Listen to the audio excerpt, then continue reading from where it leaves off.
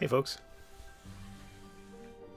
it is Friday, January 7th. I hope everybody's having a lovely day.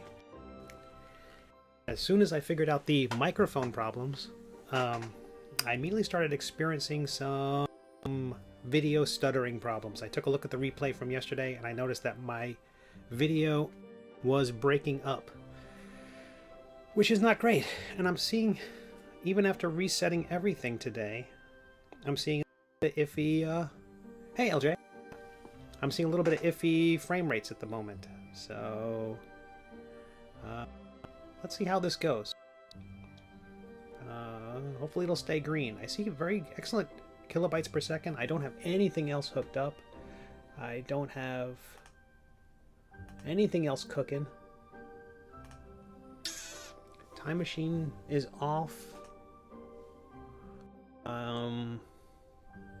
Well, I just see it just dipping into the red. I don't know. I did everything. I reset the router.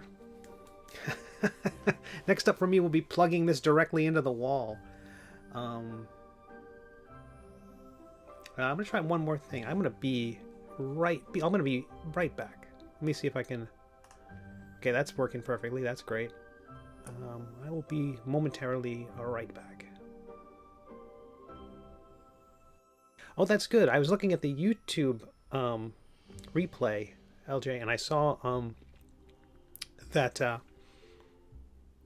the audio was fine, but the video playback would be almost a slideshow in sections. So,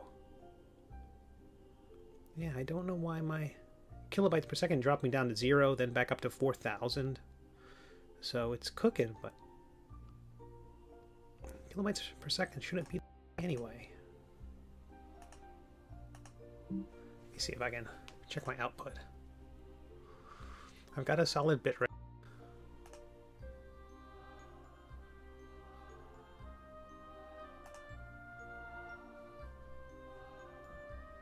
I don't dare click the advanced feature because I don't know what that does.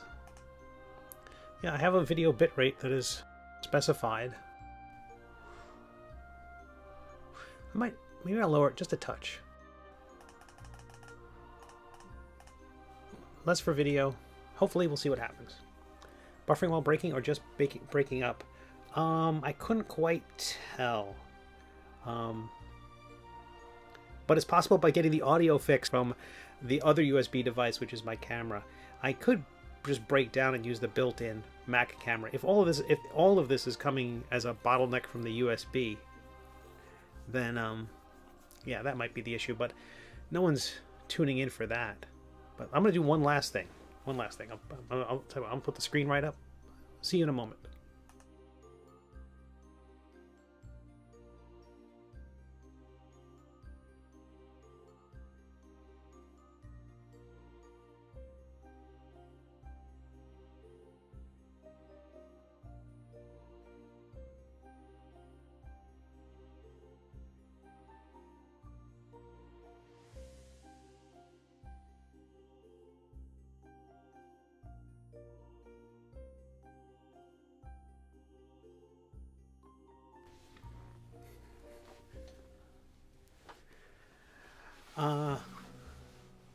All right then. Well, we'll see what happens. For all I know, this is now related. Well, it's interesting that the audio quality on the YouTube replay was perfect. No issues whatsoever, but stuttering video. That was after the previous day had the exact opposite problem, which was I determined that was a USB connectivity issue. In as much as all the USB devices were fighting each other for bandwidth. So I just had too many devices connected, and so the big fix for me was removing the inputs from my Cintiq, which I guess even when I'm not using the Cintiq, it's constantly it was constantly receiving data from the Cintiq to see if perhaps if a stylus was on the screen or something like that. So by moving the inputs, that immediately freed up a ton. I thought it was the hard drives, I thought it was my printers, I thought many other issues could have been contributing, but it turned out it was the Cintiq, the Wacom. With that disconnected, suddenly my audio quality improved dramatically. I ran a ton of tests, but we'll see. I see everything fluctuating, and I trust the numbers I'm seeing. I trust the number. Okay. So this is episode 273. Episode 272 was posted to Patreon and to my own website at middleagecomic.com and to, excuse me,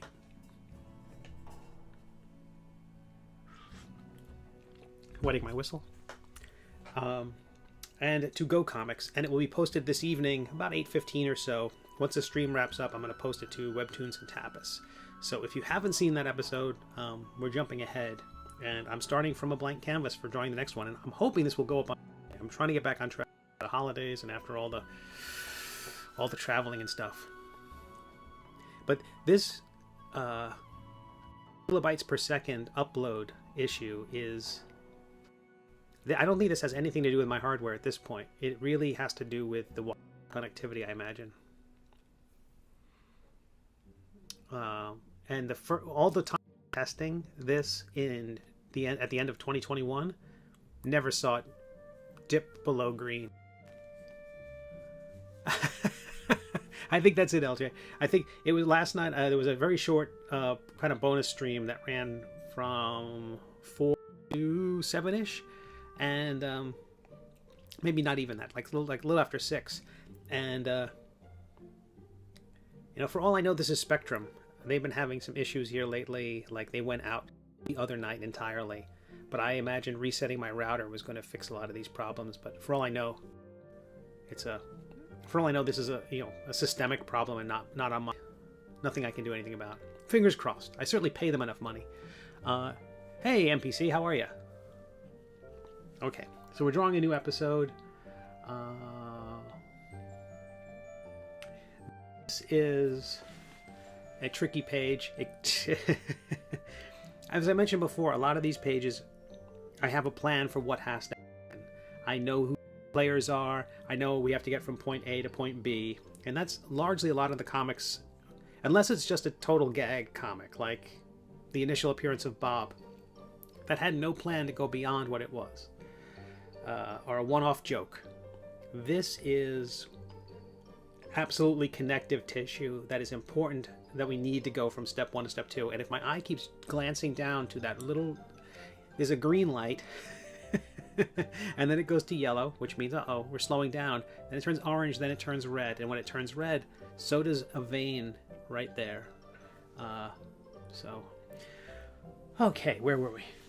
So I know what has to happen in this page, and so I'm going to just kind of sketch it out. You're going to get to see the kind of loose process. I think the last time I did this, I started with much more of a red light. Started with much more of a clearer idea as to. I started with a clean sketch, at least a really loose, rough thing where it was like, okay, figure 1 here, figure 2 here. I haven't even done that part. I kind of know the number of panels, but I'm going to sort this out on the fly. Okay, so, and I'm going to check one thing. It looks like we have quite a few people gathering over on the YouTube and a bit on the Twitch. I'm not streaming to Facebook. I'm not sure how I'm going to do that. Okay, so this scene... Max Powers Comic writes, going good. I'm almost done at inking the next episode. 6 days early. Fantastic. I was just drawing to one of your older streams. These streams are great to work to. Oh, that's wonderful. And LJ writes, I don't think my XP Pen 24 Pro does that. Knock, knock. That's great. And the great thing was I was really afraid that I have to upgrade the microphone. I still may need to. I don't know, but I tried the quality of the different microphones and the built-in one and the one that's built into the webcam, and they're echoey and awful, and goodness, the kilobytes. I'm not going to look. I'm just going to draw. Actually, tell you what, I'm moving this thing down the screen so I can't... No, I should know if it goes off. Dang it, I want to bury my head in the sand. But have like a webcam inside the hole that I'm burying my head in. Nice audio. Okay, so this scene is going to take place inside the king's tent. Does that rob viewers of the outside scene? I'm basically trying to save some time here. Our hero's played dead. The knights have found him. They're going to bring him in. I could have them dragging the body through the camp. That might be fun to draw, and it might look pretty, but it's padding. It's not, there's no story moment there. In the episode, we've identified that one of the knights recognized Quimp again, making sure that leave his post, didn't get fired, didn't get his knighthood rescinded that long ago. The people who work there are still working there. Like, he recognized a few folks in town when he was in Gaff 170 episodes ago. And that still wasn't very long ago, story-wise. So, I think it's possible my next call will be to Spectrum. Their service has been exceptional for a very long time, and I'm very surprised at this. I thought resetting the router would do the trick. Curses, I say. Alright, where are we? Let me just double check one last thing. Are we still on the 5G network? Yeah, we are. Dag nabbit. Alright, enough of my belly aching. So, the idea would be to not have him dragged through the town. That really wouldn't add much to the story. So we're going to see the king. And the king is going to be in a slightly different outfit than we saw him in last time. But he's still going to have that crazy beard. And he's going to be looking at himself in a mirror. I think the mirror is going to be kind of an oblong.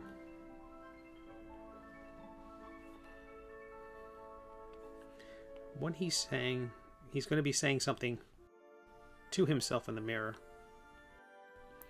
And there will be a voice coming in from off panel.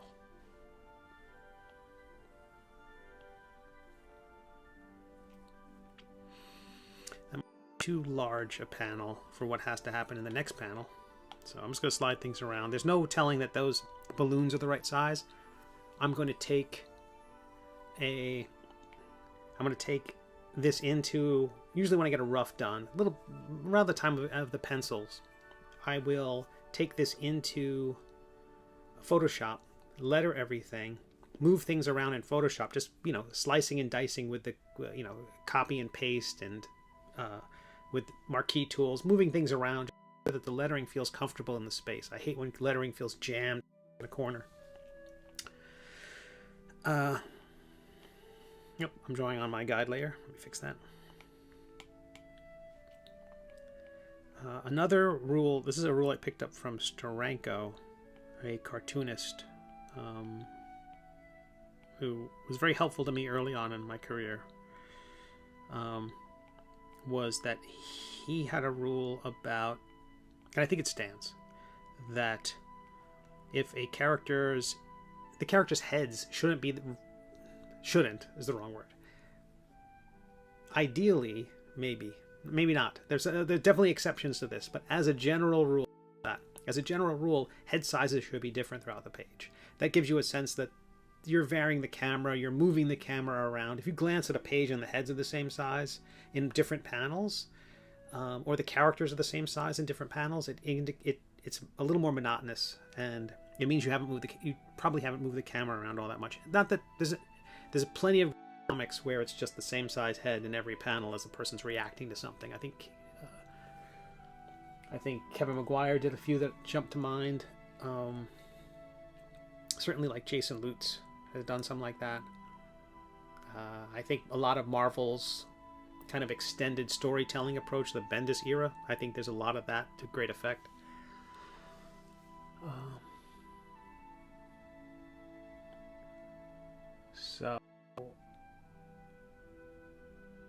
But I do want this to be an establishing shot. Okay, so what I'm going to do is I'm going to change this, tweak this a little bit. We haven't seen the inside of the tent. The nice thing about switching from one scene to another, how you reveal the scene is important, but since we're seeing the inside of the tent for the first time, I do think it needs to be fairly establishing. Although it's important for my storytelling that there's a section of it you can't quite see yet. But I want to hint at what's going on. Okay.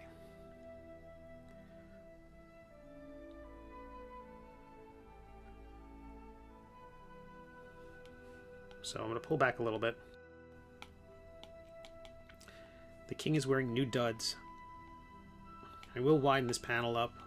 I'm not going to get hung up on where those balloons are just yet.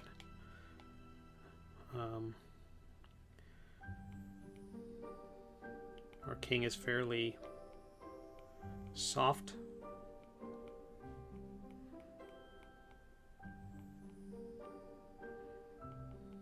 He's gonna be standing with his arms down. You pull a lot of references off the fly. It's crazy. I was like that with film, but I don't know many Western comic artist writers. Cool to see a peek at the Mind Vault, the Asylum.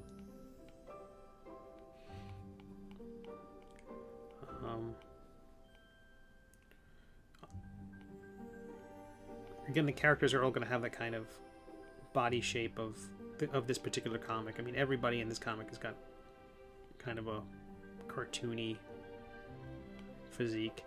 I spent part of the drawing yesterday as part of the stream, mostly drawing the king, because I haven't drawn him in years, honestly. I mean, maybe one or two sketches, but I think something. Actually, I don't want it to be too theatrical, especially given that Quimp just came off of his theatrical. His little performance. I don't want these to be too gestural.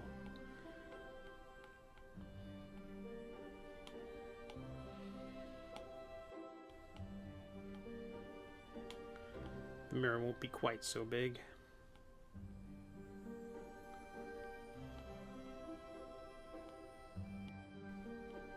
And I'll do something very cheesy, copy paste, boot. There are magnetics in Procreate where you can say, you know, lock the height and lock the movement of something to a 90 or 45 degree angle.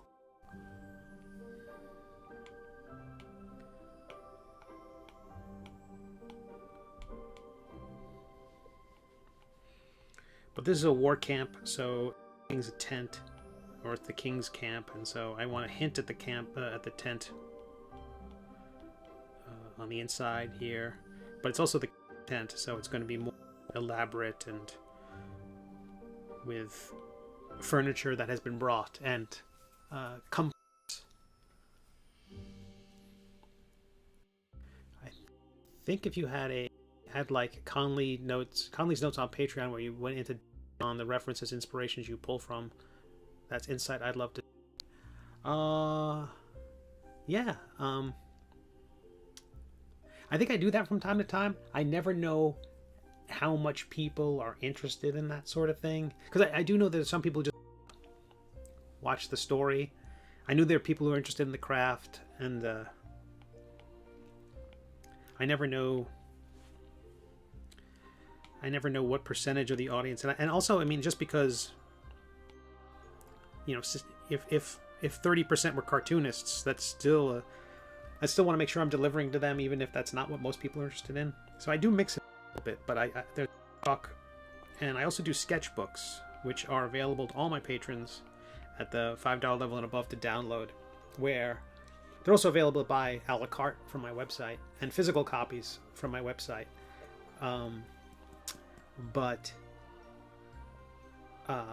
those PDFs, those sketchbooks, the books and PDFs have, here's the preliminary drawing, here are maybe some thoughts about why I did what I did. This conversation is probably more in-depth than anything I've done, because, you know, the clock's running and I'm just got a camera pointed at my head and I'm just rambling. The light has stayed green for a while. Should I be optimistic? No, it just dipped down to red again.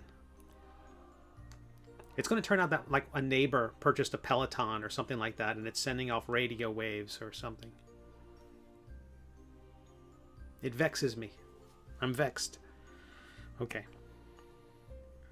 So there's a voice from coming off scene. He's saying something. I might even shrink this further to give more of a sense of the scene. And then panel 2 will be a...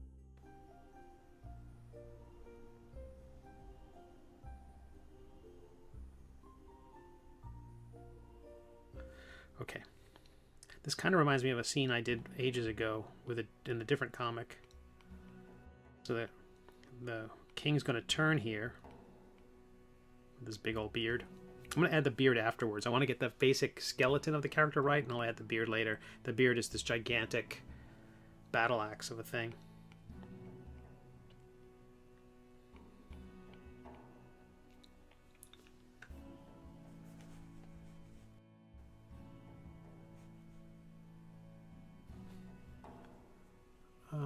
I'm going to... No, I know that blows up my connection. What can I do?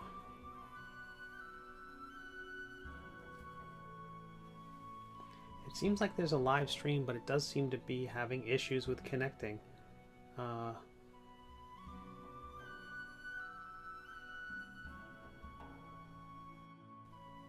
wonder how I could... I wish there was a way to hide this video stream entirely.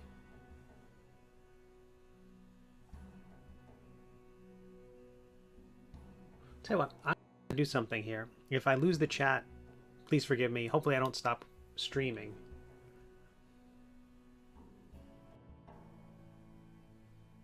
I'm gonna close this out. I'm gonna basically... Currently I have the restream window open in another screen, and it has a kind of picture-in-picture effect of what I'm doing.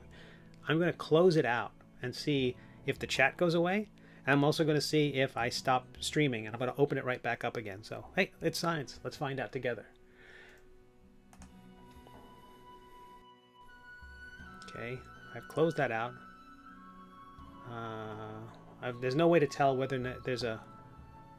if the kilobyte per second is improving or not, because, you know, I'm sure it's just an average.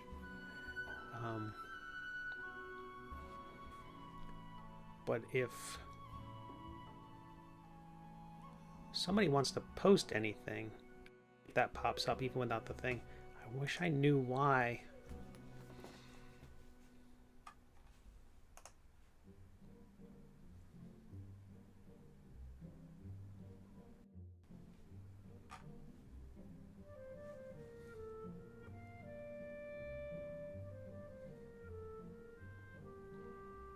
Wish I knew why this was causing problems. I know every once in a while I'll freeze solid. You think, oh, the video's frozen. No, that's just me thinking, cogitating.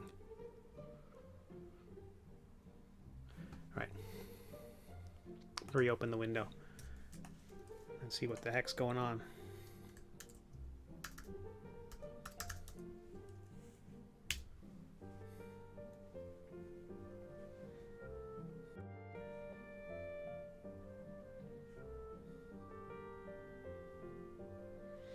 It looks like we're still in business.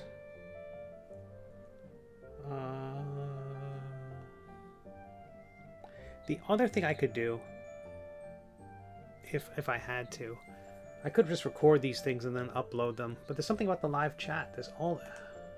I wonder if I stream just to Twitch or just to YouTube.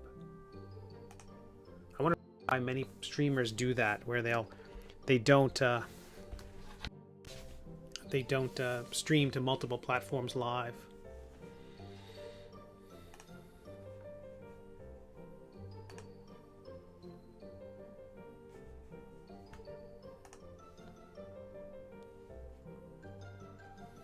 No.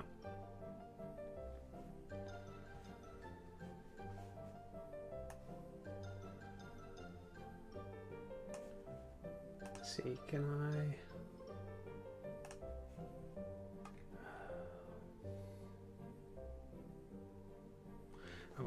Well, I'm sorry if there are issues with the stream. It really, what an annoying thing to worry about.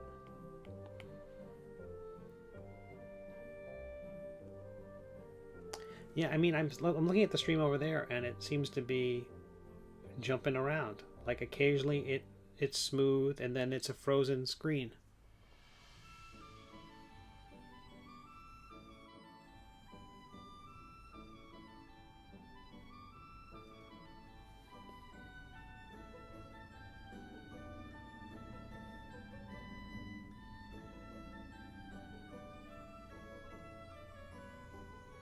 Tell you what, folks, I'm not sure if it's fair to keep streaming like this. I think I'm not going to get...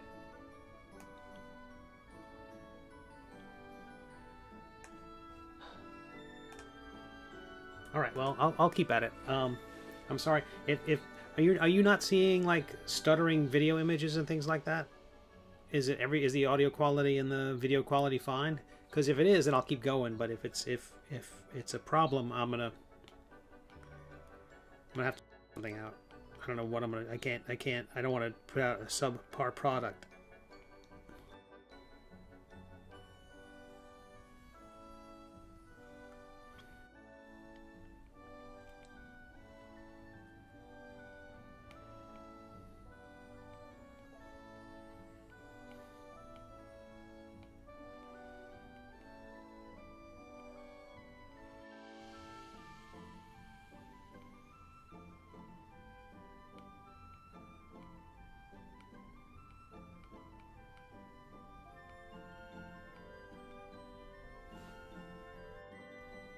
It's been fine.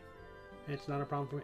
All right. Well, that's amazing. I'm probably just overreacting then. Well, I apologize then. If you actually just had a lovely, perfect audio, high resolution version of me panicking, welcome to Inside My Brain. So in the second panel here, to answer your question, NPC, or in the second half, in this panel, the king is reacting to a guard, the person who is speaking off panel. The king is saying something. It's actually a short line. This environment needs to be lush. Again, it needs to look kingly. I'm thinking that a throne might have been brought with him. Nothing that couldn't be carried or moved on a magically enhanced cart. I'm not sure how much the kingdom is magic. I don't think he uses it for much.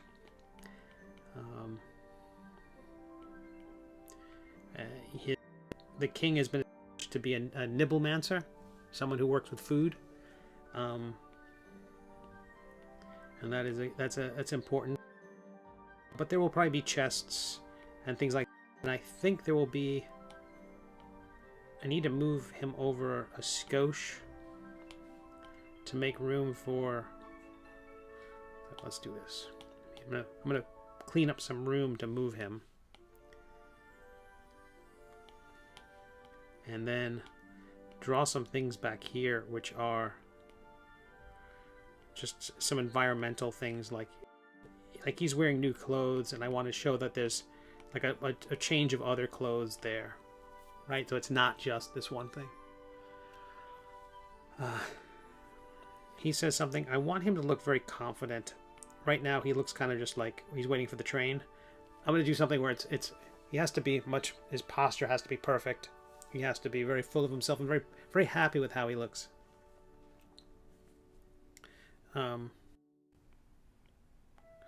Almost like he hates himself but is making up for it in every way possible.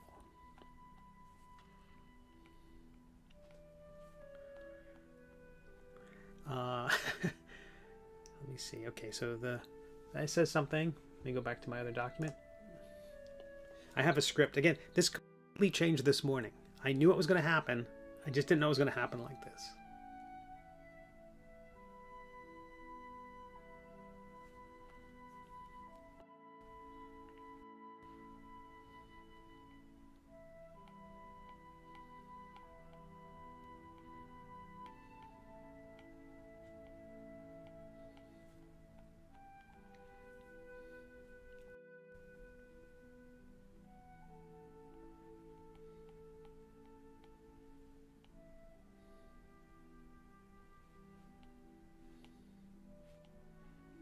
And this just changed as I was drawing it. Yeah, exactly. There'll be a puffed out, but he's still got a. I think I'm going to show that by having the back arched a bit, shoulders back. This has just changed while I was drawing it. I had a note.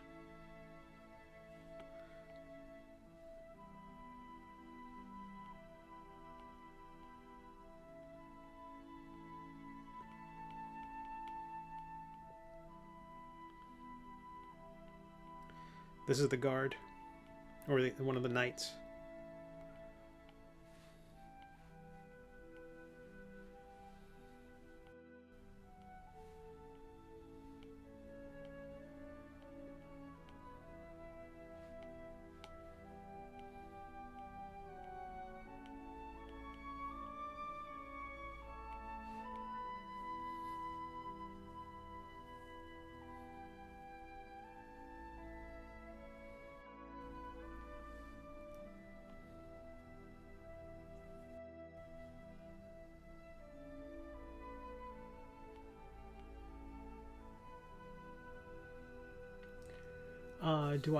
NPC here asks, do I ever name the background grunts? Yes. I have named them in the past after Patreon supporters. I will pick random names for some of the dragon hunters have popped up, and the initial knights we've met were Patreon supporters. I said something like, okay, the next few Patreons, next 3 people who sign up will be named in the comic, that sort of thing. And then sometimes I'll just grab people at random, and if I introduce a character. Initially, I did a lot more crowd-related stuff, like when they go into GAF, I asked other web cartoonists for their characters, and or if the people had like a D&D character, you know, send me a picture of them, and I try to include them in the environment. So when the Quimp are in the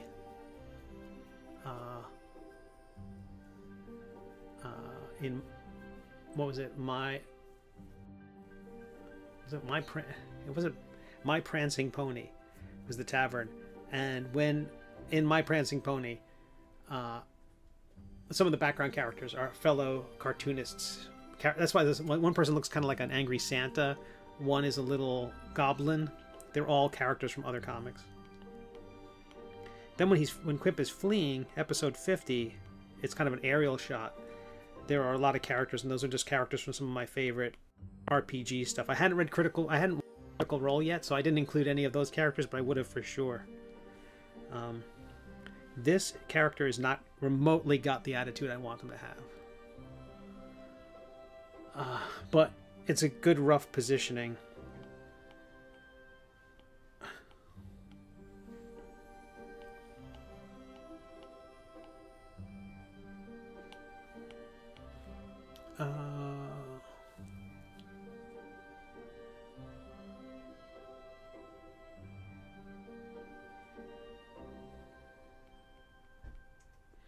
And then this will be a bigger image of the king in their new garb.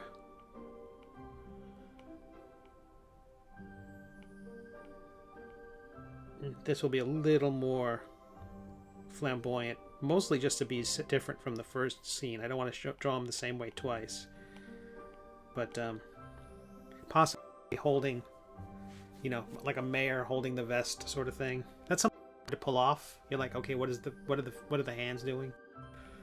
And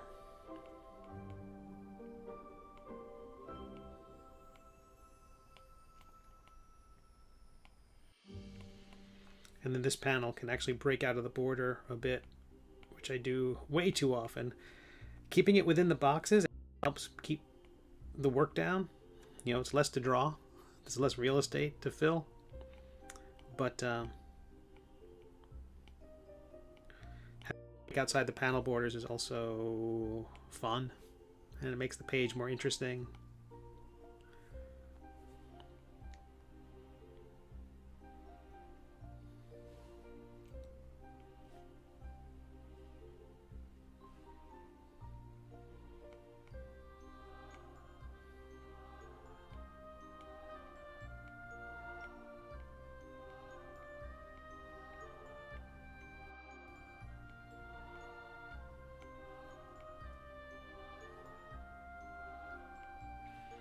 And I think I want it to be, the second look to be somewhat more like an appraisal, where you're looking at something, you're just cocking your head a little bit.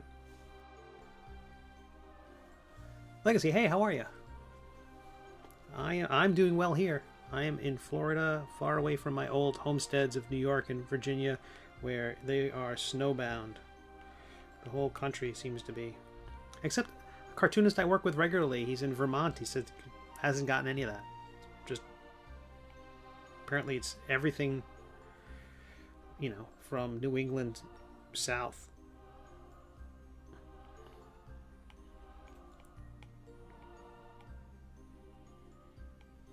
Okay, that's super rough. None of this will be present in the final. Actually, tell you what, I'm lowering the too soon. I'm just going to put it below my white layer, and that will lighten it up. I'm fairly happy with where the guidelines are. I'll include some. Oh, that's great. NPC. Sir Quip has appeared in 2 comics so far, and there's a webcomic called The Whiteboard, where I think the characters are just chatting, and they're going to a party and they don't want to identify themselves, and so one of them calls themselves Waddlebottom, and they make reference with a kind link toward the Middle Age. It was very cool to see that. What interesting webcomic. It has been going on for ages. It is black and white for the most part. Ostensibly it's about paintball in Alaska. I think the cartoonist goes by the name Doc.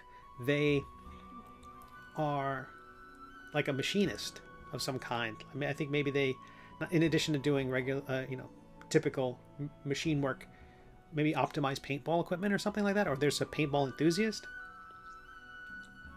And I only found out about them back in the day because I was a paintball player when I had legs and hips and functioning body parts. When before everything started to ache, and I found out about that comic strip. I was thinking about doing a paintball comic strip myself. I was so into it. And he's just going on and on. He's unstoppable. Big fan base, very loyal. I think he produces a daily comic and has for a very long time. Super impressive. But there are so many niche comics out there. And I don't mean niche in a way. I mean, they have amazing following. Sort of like discovering what was it, the band The Sparks? That Edgar Wright recently did a documentary on. Here it is, this band, been around forever, has had some hits. I had no idea they existed. To the point where I thought, is this a spoof? Are they making this up? Is this Spinal Tap?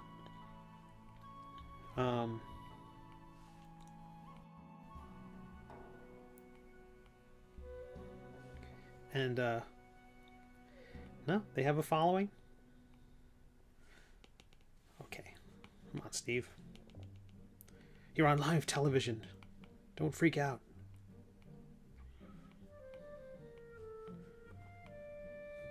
Tell you what, that pose is poop. Stick with that spine that's going back, what we talked about. Ridiculous cartoon pelvis.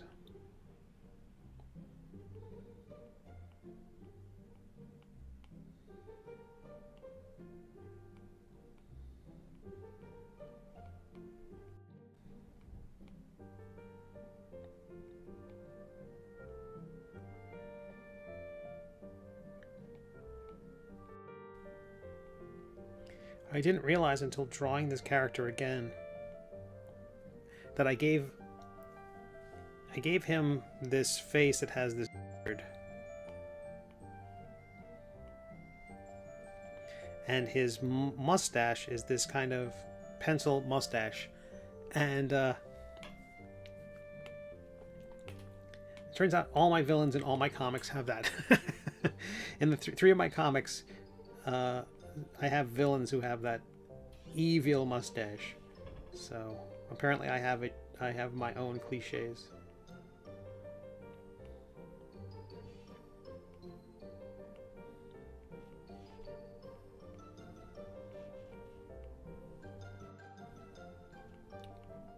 Our King's Leg Day.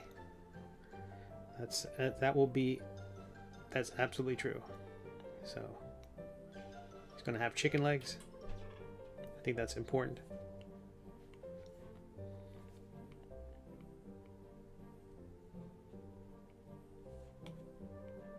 I say this as someone who has skipped every single leg day. I don't celebrate leg day.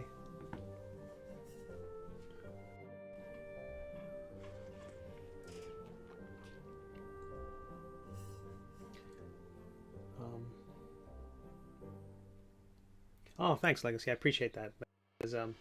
Oh no, talking about Max. That's fantastic. Even better. Even better. Talking about complimenting Max on putting a ton of effort into the comics and background. Fantastic. Love seeing that.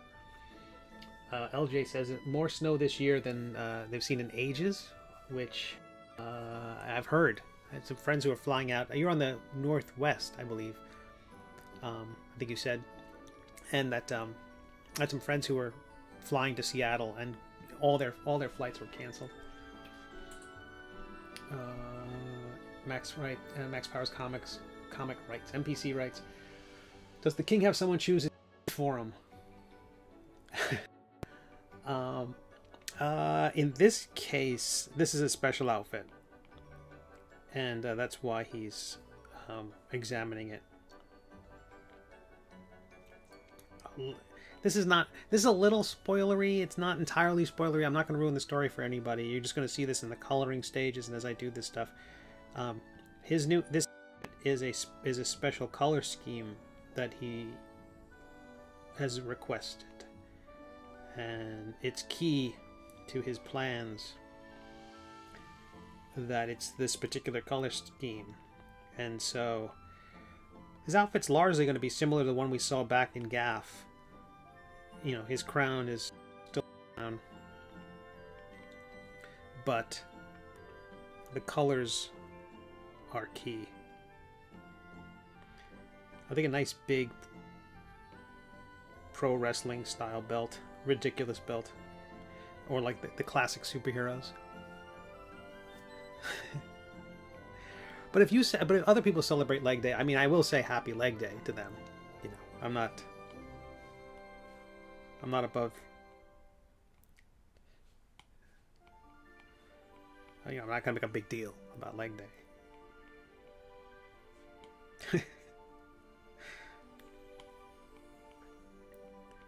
A merry leg day. You like that?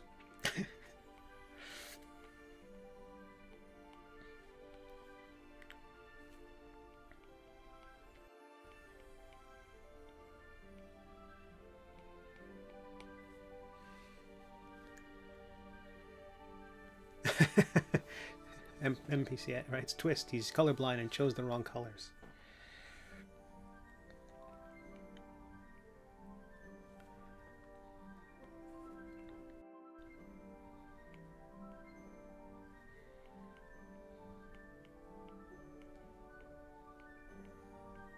That raises an interesting question about introducing twists in the story. I feel like I need to telegraph everything. I feel like if I don't set it up in advance, then I'm cheating in some way. Like, if I were to introduce a color blindness as a plot, then I'd have to, at some point, indicate that. You know, the character does something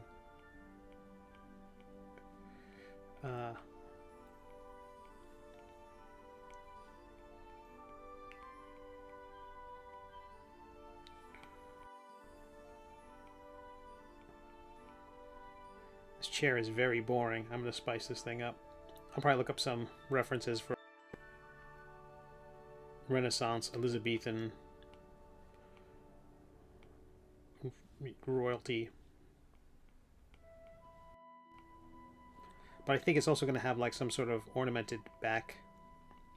Something that says like maybe it reiterates the crest.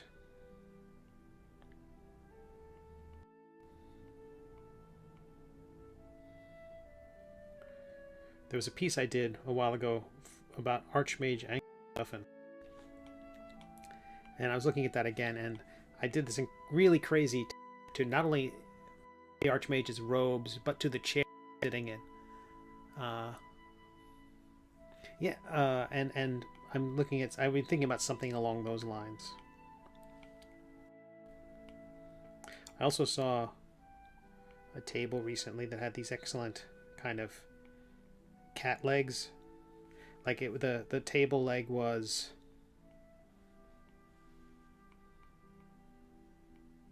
it's almost like an eagle claw. It's a fairly standard design I've seen in things, so it's possible I do something like that where it's resting on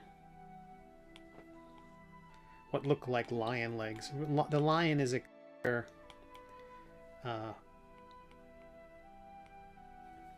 symbol throughout Heartborn, of which he's the kingdom, of which he is the king, and of which our hero was a knight.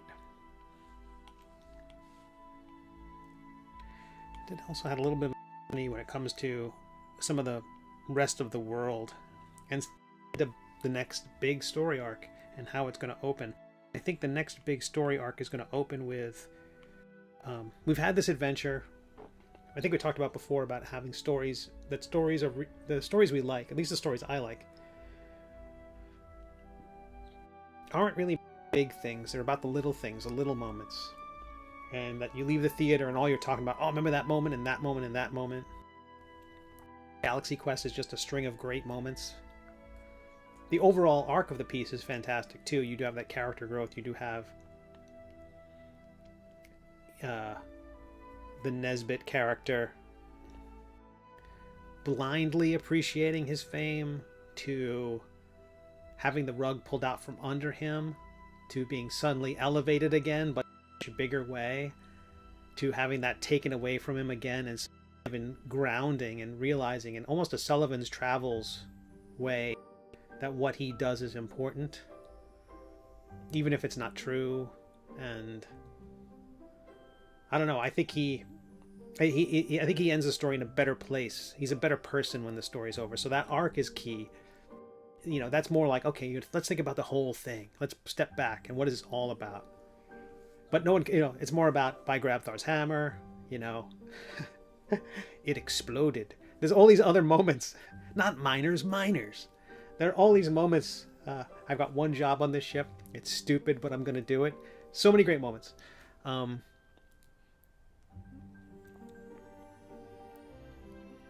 LG said, I have a chair for you. A full cat carving, is it really? That's amazing. And NPC says the philosophy of the first Halo game was to capture 30 seconds of fun and repeat it. Huh. I have to think about that. That's interesting. That's very interesting. But so this story, this first adventure. Let me do this. Oh, can I move the line? I can't. Free form. I'm hoping that. Oh, just I had the wrong thing selected. I'm sorry. I was gonna slide him back a little bit so he's just leaning back a little bit further. Oh, and there's my spam, which I don't think I've done a station ID out loud anyway. My name is Steve Conley. I'm a cartoonist. Have been for quite some time. I write and draw a comic called The Middle Age, which is available on WEBTOONs and Tapas and GoComics on my own website at middleagecomic.com. Links in the doobly-doo, as the kids say.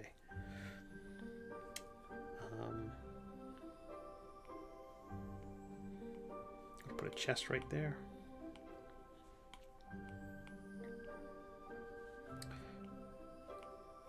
There will be a table full of food here.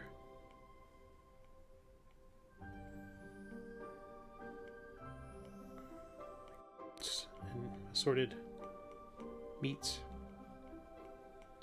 The Middle Age has been going on for 5 years, and in that time it has received Eisner nominations, Ringo nominations, even a National Cartoonist Society nomination for Best Webcomic, for Best Colorist, Best Cartoonist.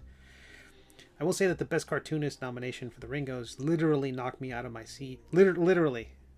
I got the email and I was reading it kind of like, and my chair wasn't behind me, and it didn't stop me, and I just kind of sat on the floor, and I was like, okay, all right. I don't think people think of me that way. I think people think this silly comic, or I don't know. I was so used to flying under the radar for so long to be noticed. And I already explained how much Michael Ringo's work meant to me and how much he as a person meant to me. And I mean, the whole reason why this comic looks the way it looks is partly because of him and the right encouragement at the right time.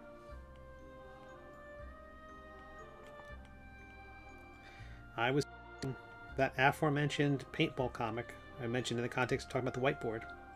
I'm drawing this paintball comic. I have these character designs. I share them with some cartoonists, and he responded, "What a great new style you've stumbled on." And stumbled is the right word. Some artists might be like, "I didn't stumble. This was years of crafting, thought, and blah blah." No, stumbled. Absolutely stumbled.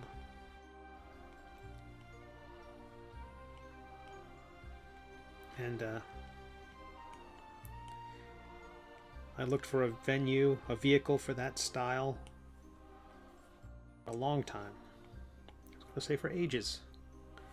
And eventually this project came up. Or occurred to me.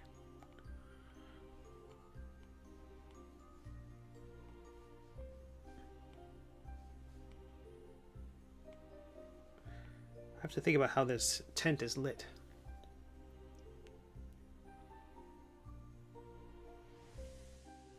Oh, thanks, NPC.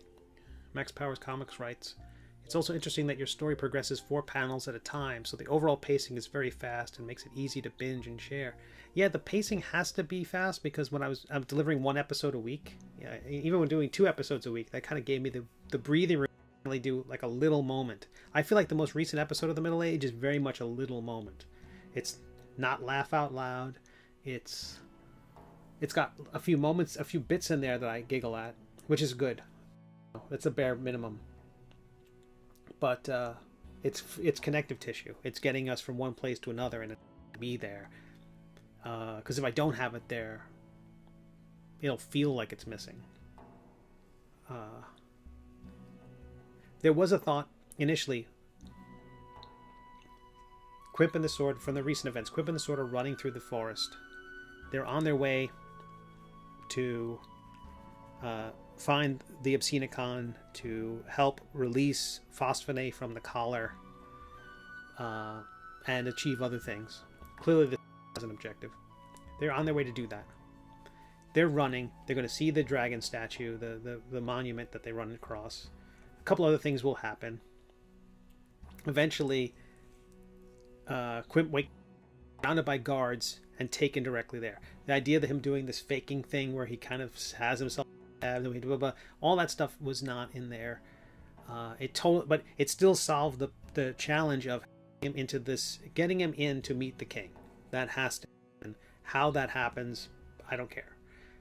If I can squeeze in other bits of information, squeeze in things where it's like, oh wait, then that knight just said to the other knight something, and that's key. That's important. Also, it lets the knight tell the other knight that Quimp is a traitor. I don't think he's been called a traitor in a while. But it was important for me to remind readers that that's still those wanted posters we saw back in episode, I don't know, 21, 22. His fear of the king that was established when they were in the town in episode 50-ish. All those things, all that weight, all that pressure is on our hero.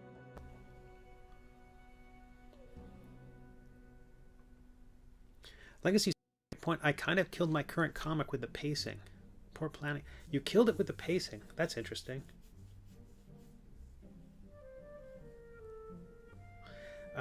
NPC asks, ever a point where you wanted to start another story? Not at the expense of this one. I have some other stories I want to, and I have told a couple little short stories away. There's even some there's some prose stories set in this world. There's a Waddlebottom short story that was part of the first Kickstarter, which was a lesson I learned not to add more work to a Kickstarter. Like, Kickstarter's not already. I made one of the stretch goals, oh, I'll do another short comic, and that kind of just kicked my butt. Okay, so this voice is going to come off the panel, and the king, almost said our hero, definitely not, is going to turn.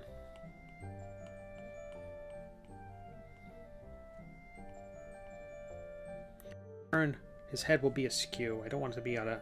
I definitely want it to be at a. I don't want it to be at a right angle. Again, no right angles. It's like Edna mode.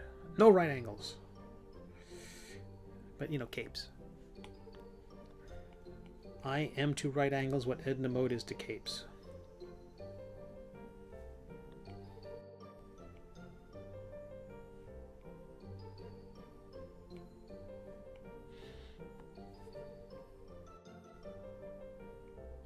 But I'm very happy with the dialogue in this episode. I had some notes, and it's very... I think it can be read a couple of different ways. I'm hoping it finds its final one. Sometimes I end up having to cut it just for space. But if I don't include it, I will include it as a bonus on Patreon if people are interested in what the text would have been. But I don't... Did I ever want to start another story? No, I did have a story that was set in this world before this one began. When this story started, at least initially, I designed it to be to comic strip proportions. If you take my comic, if you take me, I'll do this really quickly. Use a red. And we'll go there. Come on, there. Come on, there and there. And I will duplicate that.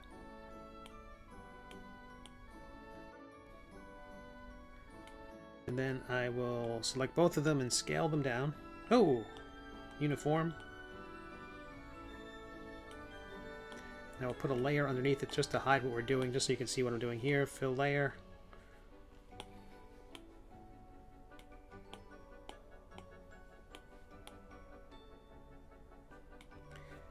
That is the size of a Calvin and Hobbes comic strip.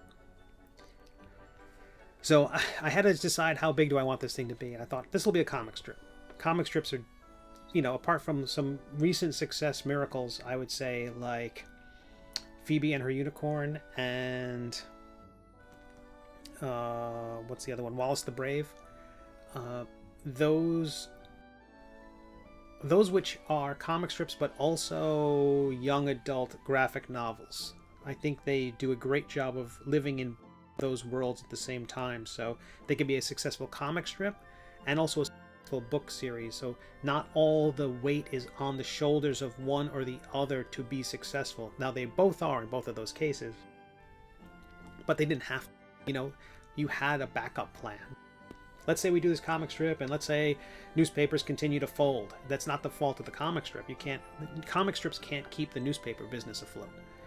If newspapers fold, and if there's fewer clients to run the newspaper, you can have the books, and the newspapers can be a feeder thing for the book. It's a beautiful thing that those projects are succeeding in this rougher environment.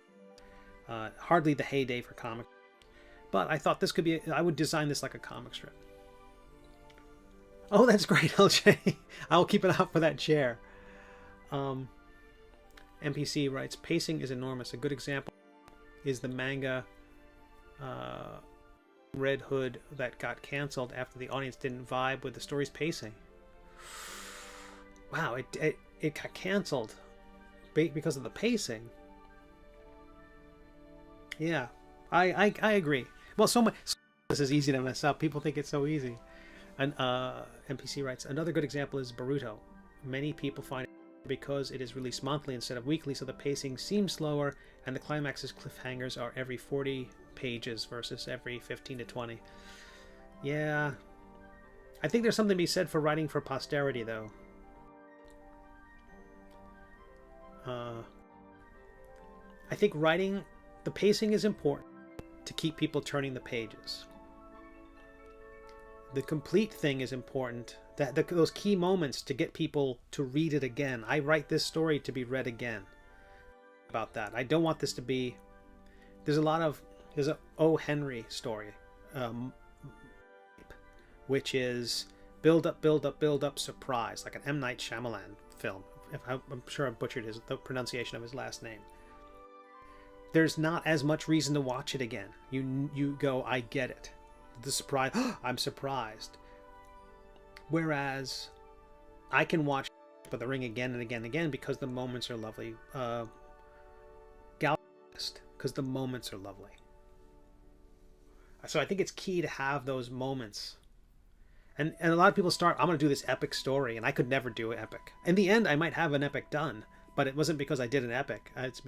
I can't do, if someone said I have to do a 300-page graphic novel, I don't think I could. But I could do 300 single-page comics. Is it different? I don't know. But I also think if your webcomics can be successful, if you can build up enough momentum, let's say you do, and I think this is why the idea of starting in the middle, which is what it tends to be a general writing suggestion, let's call it that. Start in the middle. Don't waste people's time by meandering before you get to the explosion. That's why a lot of James Bond movies start with a big explosion. He's doing something, even if they often don't relate to the rest of the story. So you start with a big set piece, and then go back and explain how we got there, or you don't. You mess with a timeline like Pulp Fiction, but you can just have a big thing and then explain what happened, which is why a lot of films start that way. Although the opposite approach is something like Brad Bird's Pixar film, like Ratatouille and Incredibles, which sort of start with world building, which I think is really interesting. You start with those documentary style flashbacks. Incredibles is really interesting, as you might be able to see from some of the toys and junk I have behind me, in that it starts with this oldie time TV news footage of what the heroes were like before the ban and why they were banned. But interspersed with that is news footage, then a period piece about those characters back in the day, ending with more footage and interview footage, like documentary style, and that's where we have it up. So it's really interesting that there's like a framing device within a flashback. Is it a flashback if you haven't other stuff yet? I don't know. But it's all world building up to you basically need to set up the heroes, the situation where heroes find themselves now when the story starts, and why they just can't be out there leaping things. And then Ratatouille, you start with information about the chef and his book and the philosophy that anyone can cook, and that's done with, again, oldie-timey TV. And even that, you could say there's an argument that it starts in the middle, whereas immediately when you get that little preamble, little world building stuff, and then you have Remy bursting through the window, and the animation freezes, and he says, "Let me explain how we got here." That's exactly what I'm talking about. And then you go back and say rats, blah blah blah blah blah. And you get all the backstory about rats, which brings him into the thing, which gets him into the house. Lady bursting through the window. Okay, now we're caught up. Classic structure. So starting in the middle is so key, and that's what I wanted to do with mine, which again is you just get people hooked. You want to get people hooked. If it's a slow burn at the beginning, I talk about this with the first episode thing on WEBTOONs, my video on first episodes, how important it is to grab people, given that there's like an infinite amount of content out there competing with what we're doing.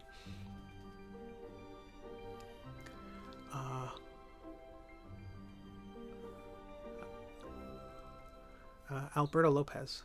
My current webcomic that I am currently creating is just a composition of short stories, mostly sci-fi and horror right now. I'm storyboarding. Oh, that's great. Yeah, of course. Yeah, it's. I mean, as long as you say your stories are mostly sci-fi and horror, I think that's a good idea of staying within a particular genre. I think if you jump around from genre to genre, you know, a lot of writers talk about that in the world of fiction, straight, you know, prose fiction, where they write clean romance and then they want to go do supernatural school horror, or, you know, some whatever. They come up with a different pen name for when they're working in a different genre as a way of kind of like branding it. You know, it's like they don't, you know, Stephen King had, I forget the name of his pen name. Case? Was that it? No. Oh, I can't think of it. But he had a different pen name. I'm not sure if that's why he did the pen name, but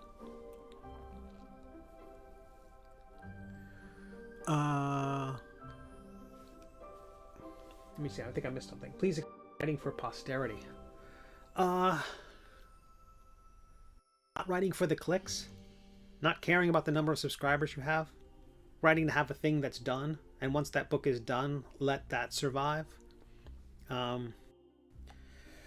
If you design everything right now just to work exclusively on webtoons, I don't think that is logic. I think the webtoons format may not. The webtoons format wasn't around 10 years ago. It may not be around in 20 years. I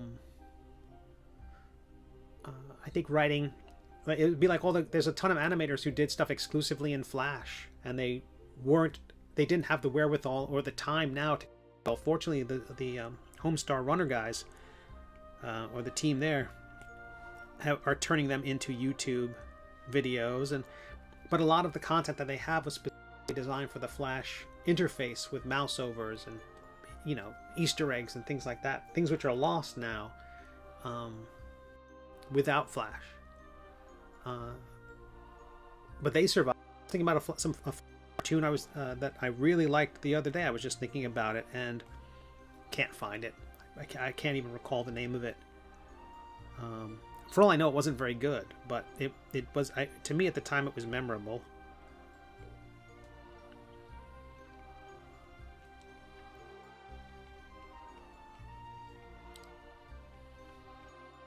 But writing for posterity, just writing for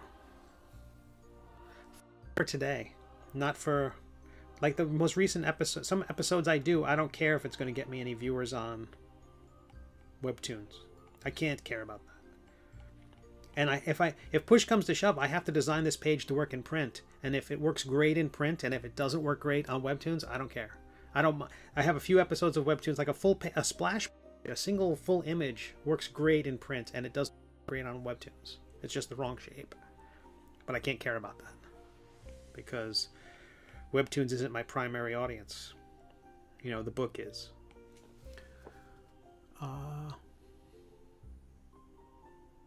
Legacy Right asks, how many followers per 50 viewers would you guys say most people get? How many followers per 50 viewers? Oh gosh, I don't know. I would have to say that it's so case by case.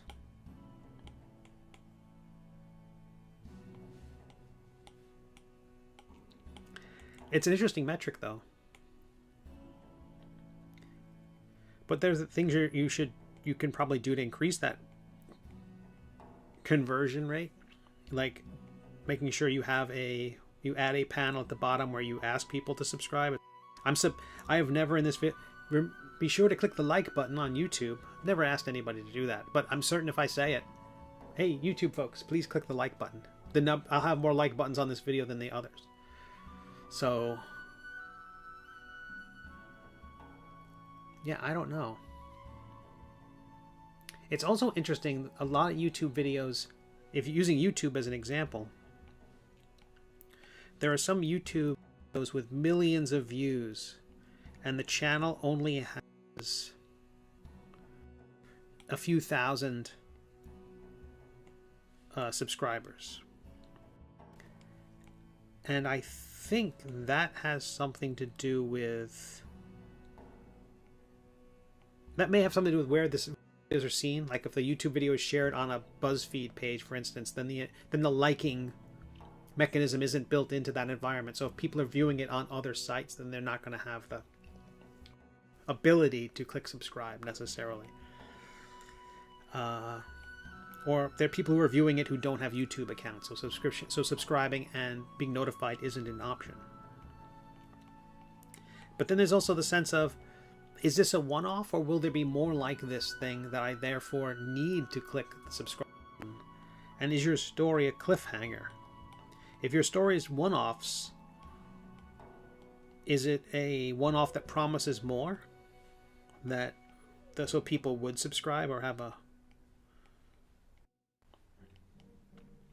So I think there's a lot of factors that could go into it.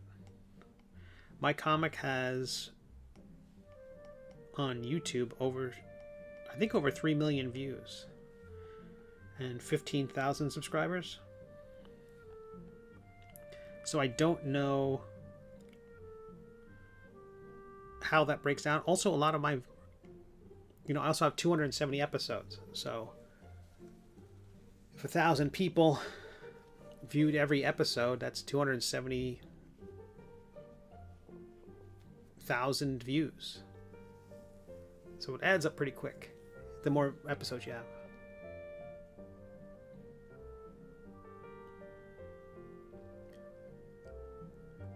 Alberto is saying his comic is inspired by the Twilight Zone and Doctor Who. That's cool.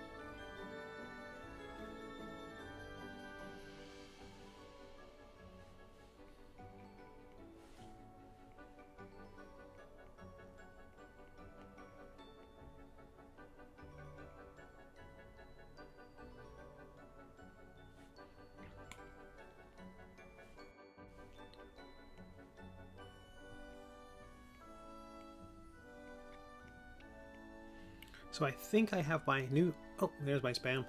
I think I have my new Twitch, YouTube schedule. It will be Tuesdays and Fridays.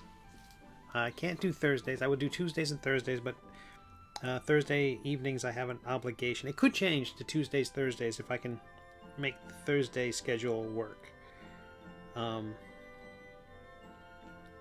But right now I'm thinking Tuesdays and Fridays. This is like the third different schedule I've announced, but I'm trying to not step on the toes of other cartoonists or miss streams that I really like. That's assuming I get all these hardware issues resolved. Like if I stream this later on and I see that my video is stuttering to heck, I will pull my hair out. My last remaining hairs.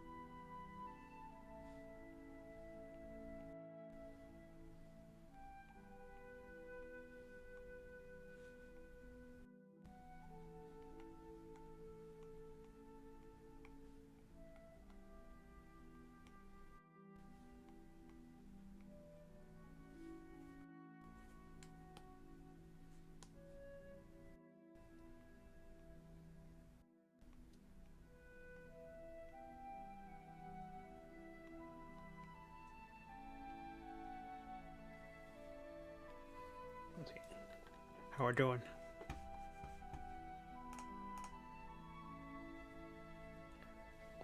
So it's Friday, 5:20 East Coast time. Been streaming a bit over an hour. Hope everyone's having a beautiful day.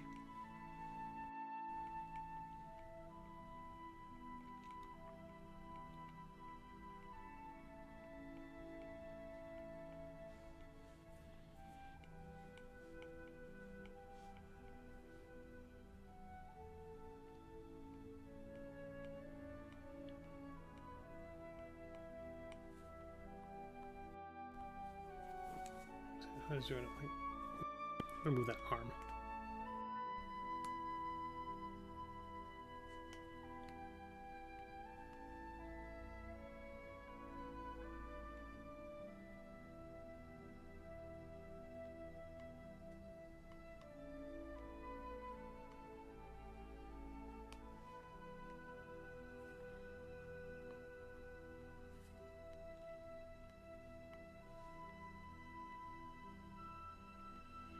And currently I'm just giving the king the same outfit before, but I think I'm going to spruce it up a bit so it's not just different colors than it was before. And again, chicken legs, and they'll go outside the panel.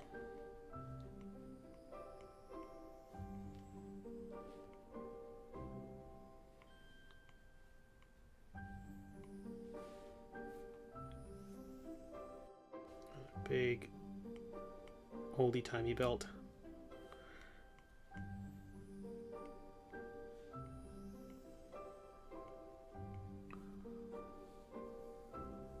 Do I hear them well? No, I don't.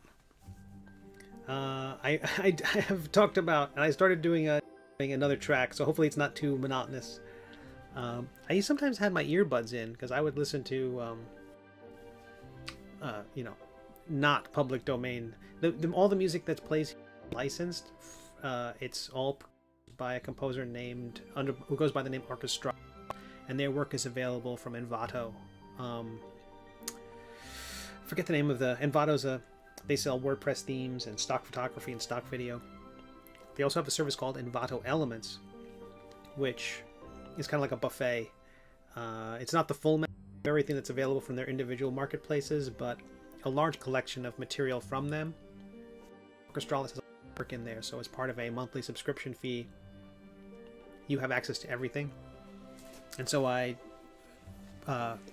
picked up a lot of their work because I thought having a single composer would give it some continuity, and strung those clips together, and I'm playing that on I think it's an 18-minute loop. Hopefully it's not driving people crazy.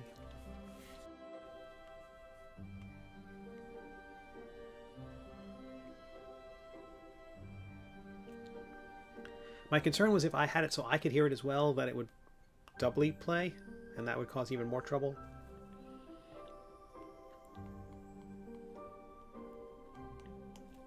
I could put in earbuds or something like that so I could hear the music, but I think that I'd only do that if this were going to be like a Zoom conversation. Like at some point I'd like to have a Zoom hangout where everybody just comes in and has a...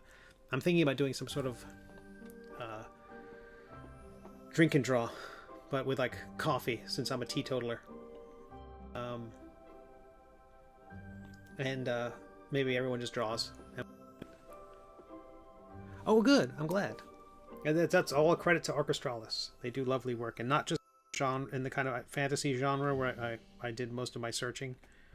They must have hundreds of tracks there.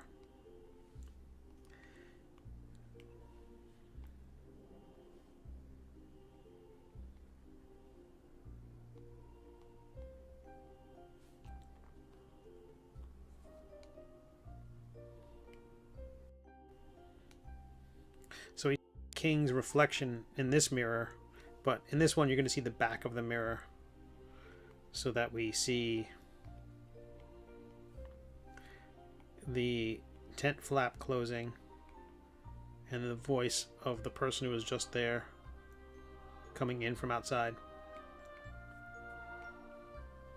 And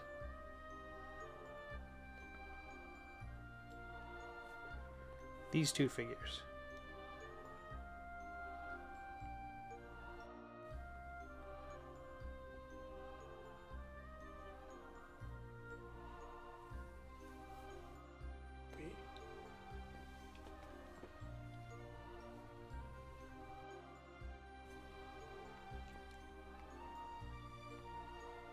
Yeah, it took me a while to realize how these interfaces work for streaming. You don't really have a, you don't, I mean, if you had a person full-time able to do, basically run the booth, you could push things at different ways. And like, I still have not done my dream 6 or 7 minute intermission video, or my preloader video. Currently my preloader, the video that is on the screen before the stream begins, pretty dry. It's just text on the screen. I'm able to change the text, but it's pretty dry.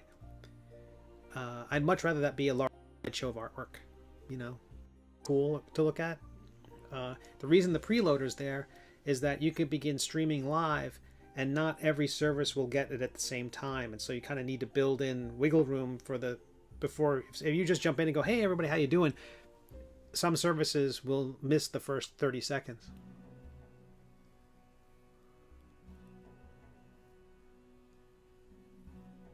Oh, that's cool, LJ. I'm glad you like the music.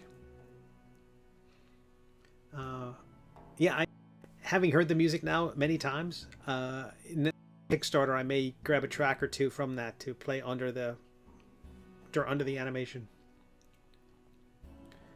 Have you seen any fan theories? I've seen, oh yeah, many over the course of the. There was a period after I introduced the baby dragons that every time our hero looked off, there was like 10 or so guesses on Webtoons. Oh, it's the baby dragon. The baby dragons are back, and it didn't be the case. I mean, eventually they were right, but I mean, the thing about every story is there's only a limited number of suspects, you know. So if our hero looks off the page and says you, there's I'm not that can't be someone we haven't met before. Because then everyone will be like, okay, Conley, you're a hack or a jerk.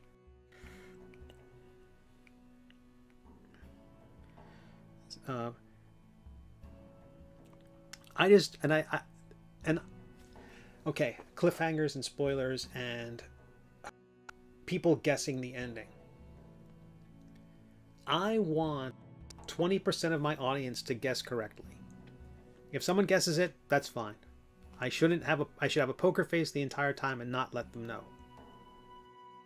I should put up enough options where they don't guess it. But a lot of people like surprises, and a lot of nerds, speaking as one, like when we're right. As long as we don't guess it on page 1, we're happy. If we guess it on page 30 of a 40-page story, we're like, okay. You know, we think it's like watching Wheel of Fortune or something like that. And, you know, you don't have to guess it on the first. If you guess on the first letter, it's a gimme.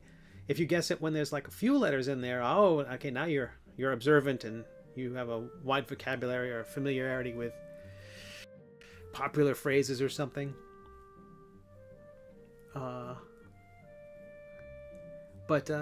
Yeah, if people can't guess it, I would be worried about that. That means I haven't given people enough information to guess the ending. You know, if someone was watching an M. Night Shyamalan film and it out at the 10-minute mark, that's bad. If they figured it out 90 minutes in, ahead of me, you know, that's good.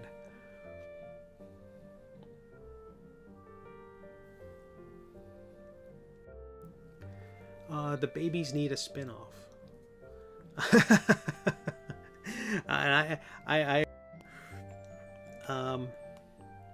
Do I think if someone caught up right now, I could guess the ending, or they're still major? They might be able to, but they might have been able to guess it a year ago or 2 years ago. I think right now it's more like for this to bear reading at least one time, it has to be more than just the twist or more than just the ending.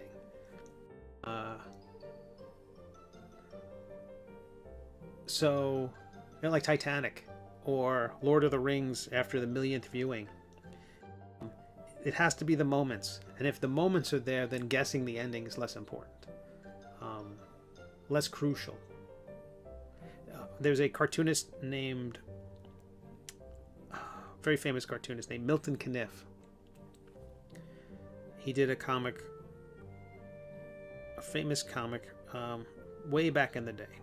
He did a number of them. There was Terry and the Pirates, and there was also, I think, Steve Canyon. And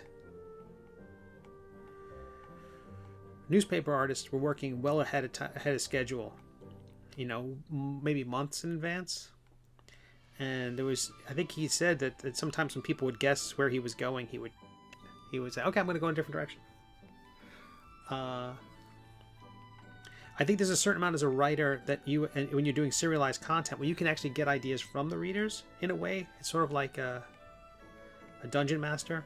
If they listen to their players, the players will say, oh, maybe it's this, and they can sit back and go, huh, maybe it is that. I don't know of an instance where a reader has made me think of anything, but the way readers have affected me is occasionally a reader will ask a question. Well, why didn't this happen? Something like that. And I'm like, well, I've foundation for most things like I was talking about before, but it makes me re-examine it. Have I not explicitly laid the pieces out? I mean, maybe I have A, B, and C, but I haven't said A to B, B to C. And so I think once or twice a reader has asked a question and I thought, if that person's asking, it's possible that more people are asking, and I want to resolve that. And there's a TV show called Stargate, which I'm a very late comer to the show. It's been off the air for, 20 years or something like that. And when I saw it, I wasn't a huge fan of the movie. But what I will say about it is they have exceptional plotting. I have watched the show, and if I'm watching it and I'm like, well, why don't characters just do this? It's usually within 3 minutes that someone in the story will say, well, we can't do this because of the,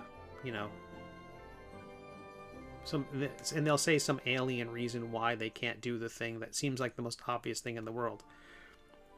The writers had an idea for a story. Well, we already have a solution for that because of XX, and this episode has this alien handgun that can do this thing, so we would never even have this problem, but we have this problem now, but that alien gun exists. Why can't we use it to solve it? And they have to immediately say, well, no, that alien gun won't work in this atmosphere. It's sort of like how half the Star Trek episodes have to have some problem with the ionosphere. Keep the transporters from solving all the problems on page 1. Do you think so? Oh, okay. I'm caught up on the comments. Okay, I felt I had fallen behind.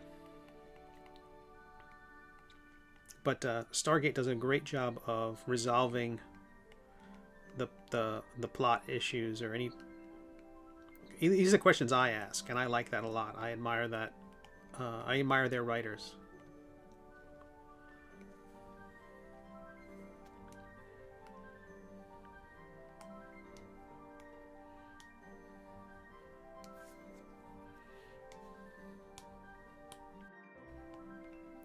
So adding these two figures was very much an afterthought for this. It's possible that when you see the final one or the next version of this, that they're not there. I'm adding them as a thought. It could have cascading effects later on, and I don't want that. So it's not a spoiler if you see these little dummies. I say little dummies because they're based on my cats, and my cats are little dummies, and I love them. I can hear one of them eating right now. He eats his medicated dry food. It's dry and it's very crunchy, and he eats it with his tongue. So it's the messiest, sloppiest way to eat food. Very uncat-like. He eats everything like a kid with a bucket of pop at the movie theater. It's like just like a frog with his tongue. He basically gets for every 3 bites of food he gets 1. He's the least efficient. I think that's why is so He would be even chubbier and cuter. Have you heard of One Piece? Yes, I have. I haven't read it, and I believe there's an anime. Grandpa, I'm gonna be a grandpa. I believe there's an animated program based on the cartoon books, and I caught those televisions, those theatrical presentations. So I am not familiar with the story. This does not look like the king's face at all. It's mostly just getting the positioning right. And at this scene, he's quite pleased with his presentation, how his ensemble works. That sprig on top has gotten sillier as he's gone on. What made you ask that, NPC?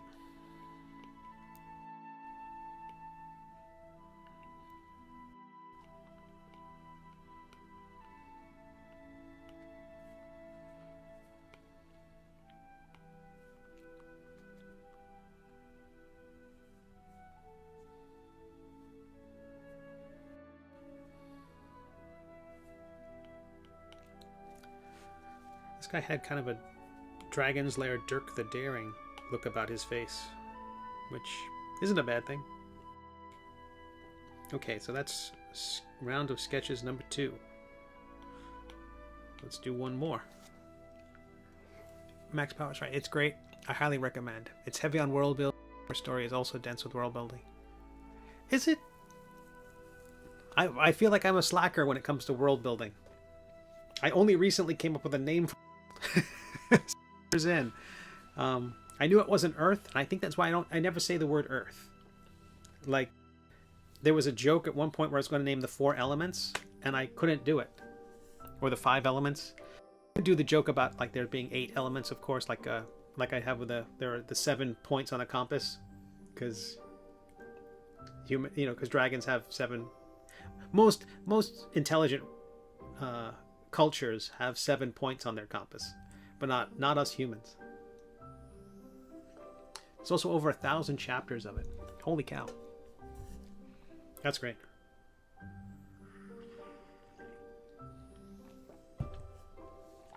Okay.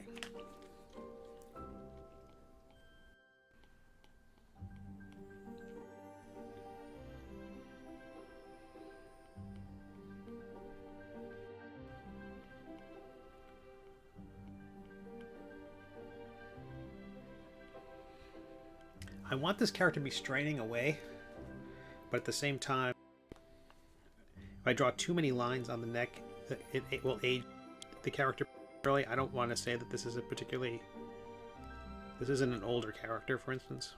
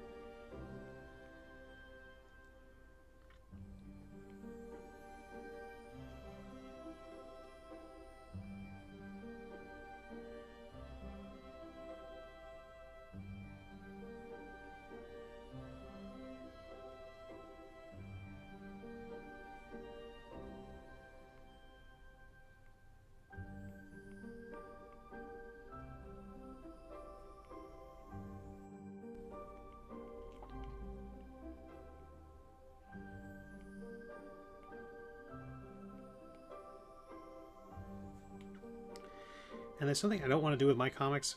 I can go too far with outlining things and make the characters start to look like they don't belong in my universe. I want them to belong alongside Quimp. And his cartooning is very simplified. So if I ever start adding too many lines or too many, it starts veering into, something like Family Guy or something like that. I don't want that. I want it to be.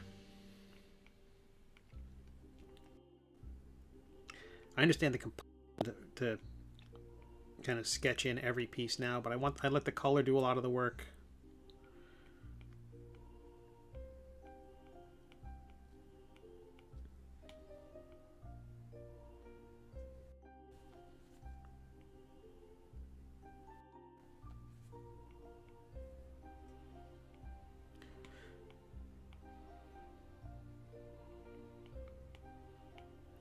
I think the stretching marks I can add in the coloring.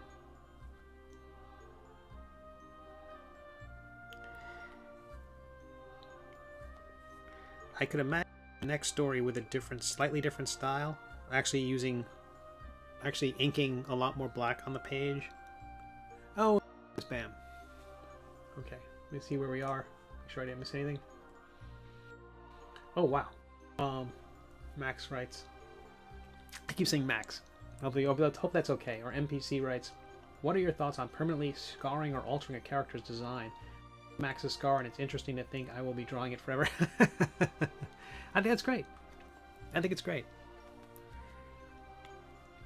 I think if it helps your character be noticeable, if it helps, like you can immediately see, based on the scar, where you are in the story.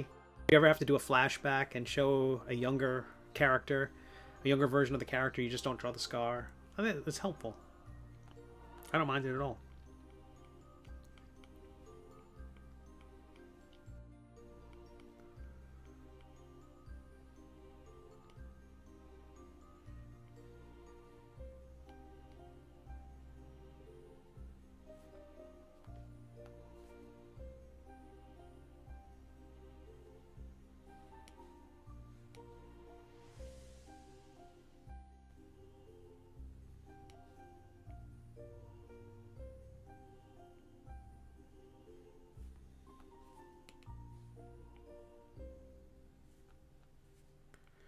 I was going to show the depth inside the collar, but I think that because the character is leaning back, showing that doesn't quite work.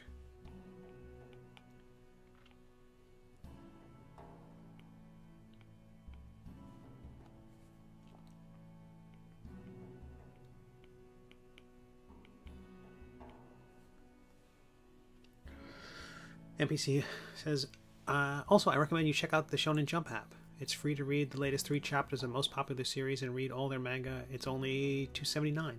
So, stories in there. Huh. Good advice.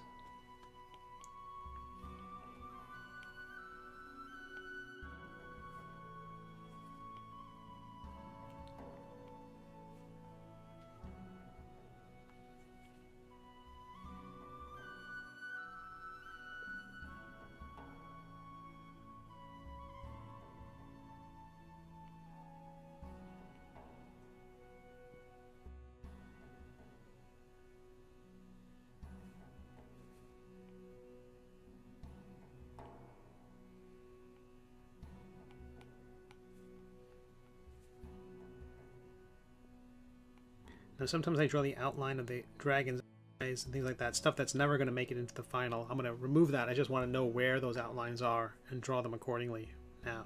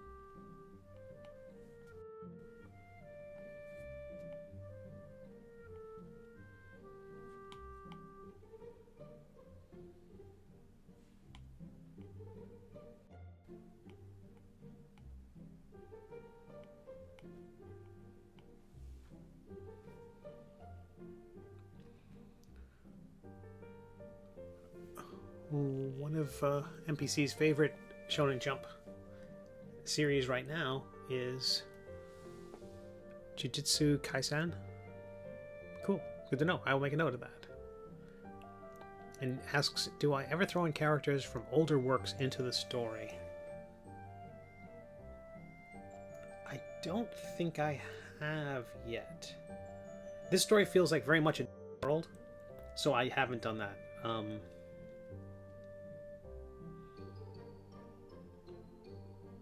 I could imagine in like runes, sort of like in Indiana Jones, if you look at some of the inside the temple, the wall carvings, apparently R2-D2 and C-3PO are part of the hieroglyphics.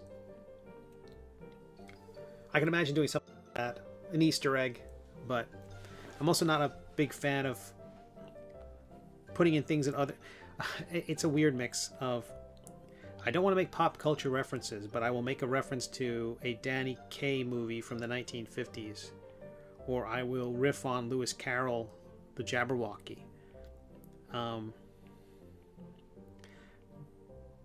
think the reason I riff in those ways, if I make jokes in those fashions about things that most people will never get, is that they are so unimportant to the joke. Like if a particular episode of the comic has 2 or 3 jokes in it, I can include one of those other things as a garnish for someone who gets it. I never want it to be the main course, because people are like, what is this? Why am I being served this? But if they know what they're being served, the other main jokes, you can throw in other things. So if I'm going to throw in something, if I choose something like Lewis Carroll, or I throw in something like The Court Jester, the Danny Kaye movie, it's already stood the test of time. I mean, I don't know. I haven't seen the Court Jester in ages. I saw it it was a program that would be on during the holidays after school. It was the concept of the story was about a bumbling guy who accidentally finds himself as the court jester. I think the premise. He's in way over his head, and maybe it was they looked similar or something like that. But anyway, he ends up taking this role of being the court jester, and in way over his head and the entire time. So I make a reference to that. There was a famous scene where he's trying to remember the lines, and there's poison. The vessel with the pestle has the pellet with the poison. The chalice from the palace has the brew that is true. And he's trying to remember. He's saying those over and over again, and he keeps changing them and mixing them up, so it's impossible. It's basically a verbal shell game the entire time. He's just muttering to himself the entire time over and over again. And so at some point, trying to name what what a group of dragons is called, and I think someone says a vessel and someone else does a pestle or something like that. There's 10 other things that are said in that, as including that in there wasn't a big deal, but there were readers who got it, so I felt like, okay, I can include silly stuff.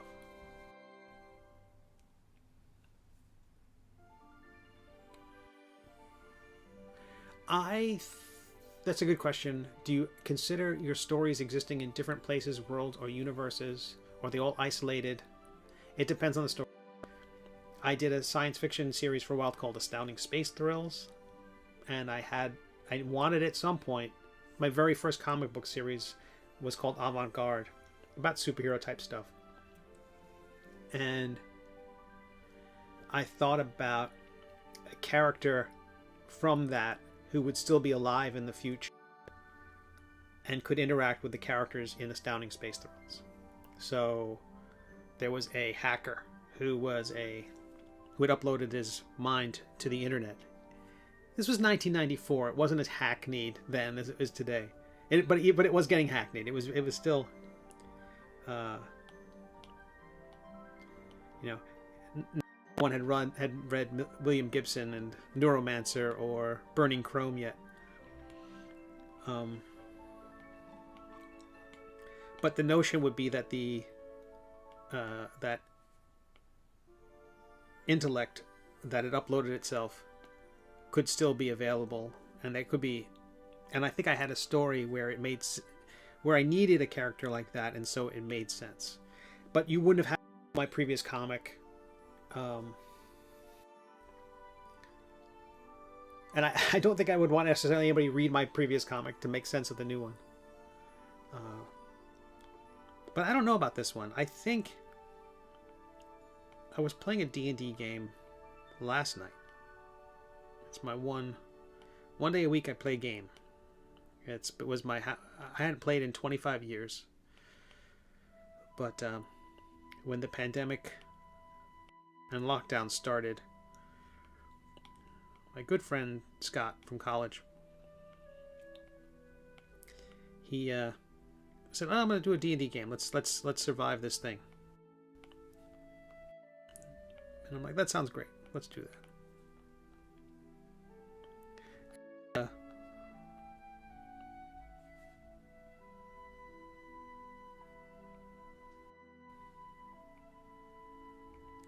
I think I'm going to exaggerate all of this. Everything about this face is going to get exaggerated.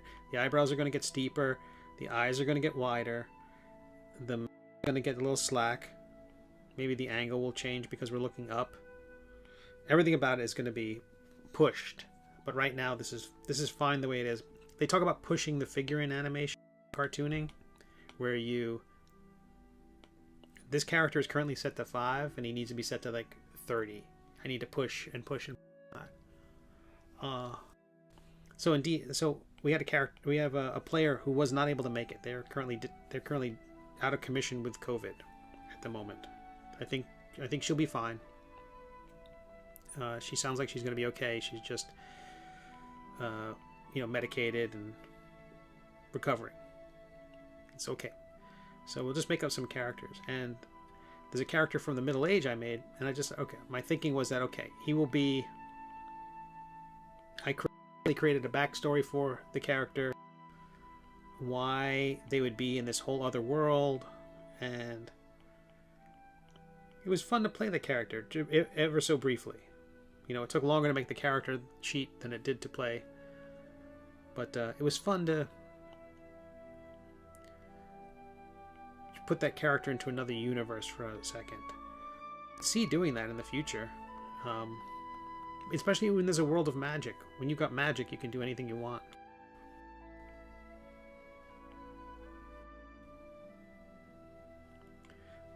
But I think it's important not to make sure there's no barrier to entry to your work, to my work anyway, where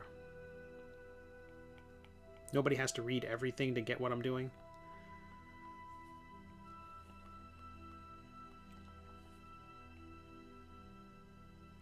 I just knew I didn't want it to be this world. I thought, at that point, I have to, if this fantasy world is our world, then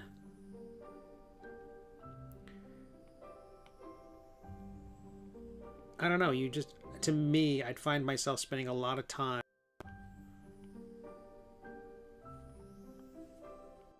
trying to justify what happened to magic in the world. And I do have a story with that kind of concept, but it seems very unnecessary for the kind of thing I'm doing. I'd much rather it just exist, and with all the crap in the world, I as someone who's I'm a big fan of this world, don't get me wrong, but the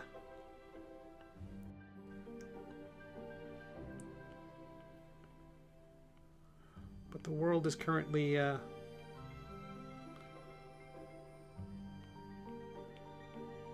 not having its finest moments, and so being almost completely disconnected from the real world, I think is a healthy thing.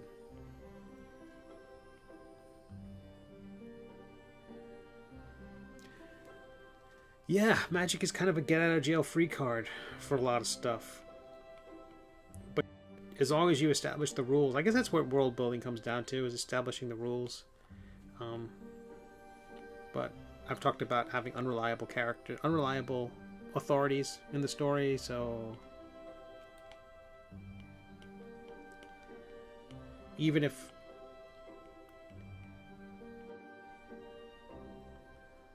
there's only 1 or 2 times when there's an actual narrator and it's not a character in my story. Those legs are terrible. It's fantastic. I like those chicken legs a lot. I'm gonna get them a little bit thicker, just so it looks like they can support the weight somewhat.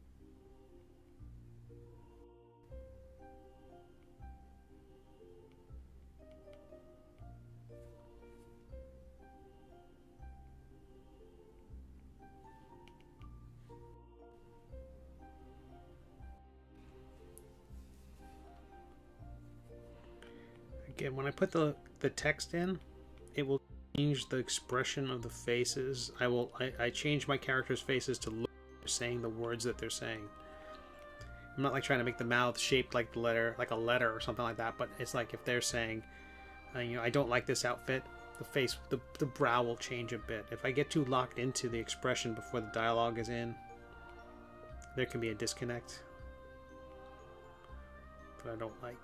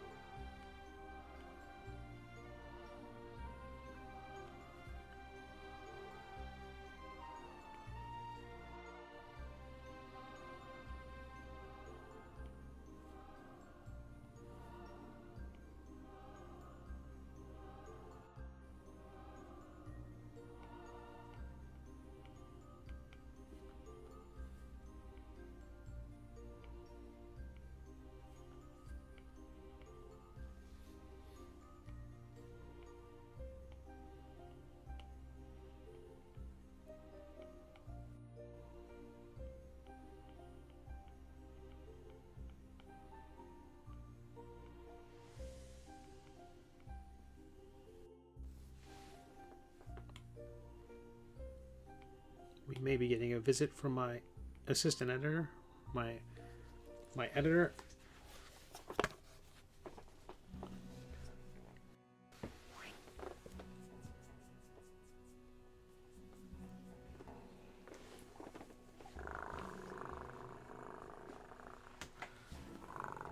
Come here, buddy. Where are you? Okay. A little camera shy. This is my editor, the Lady Sir Doris Persimmon's Buttcake, the King of Old England. That's not his technical name, not his legal name. His name is Eros because of that eye that kind of looks like, when it looks like a heart. But Eros didn't quite suit him as much as Doris did. You just want to, when you see him, you just want to go Daw. So it was just Doris. He's very helpful. A harsh critic, but very supportive.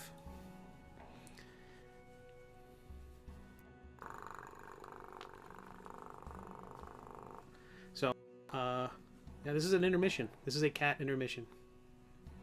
I don't have many of these.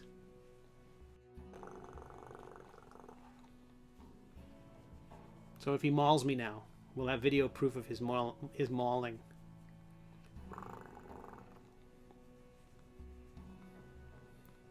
So he and his brother were inspirations for the baby dragon story. They were very small kittens, and I decided I'm gonna make the dragons look like kittens. So this is the model for Nittles.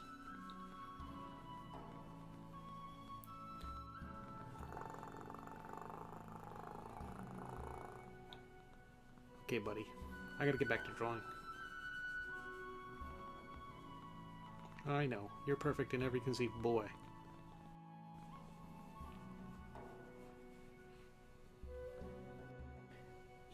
He also knows that I'm wearing a black shirt.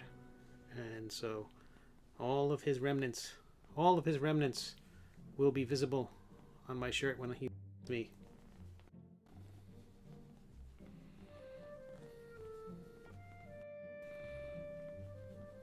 Okay. We could do this all day. That's not what this stream is.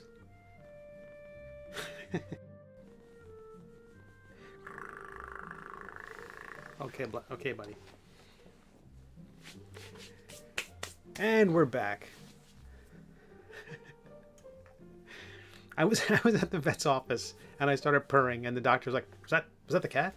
Like, I feel, see, I have a skill. You can't tell by looking at my art, but I have one skill. I got one job on this ship. It's stupid, but I'm gonna do it. I'm gonna purr. Okay. He looks like the king's dad right there. Although I think we've seen the king's dad. He'll look younger in the final, and maybe the darker colored hair or the beard will help.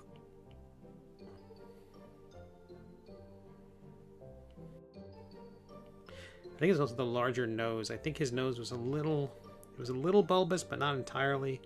I don't want it to be hawk-like. I want it to be jerk-like. I want it to be a jerk. Okay. And some coffee.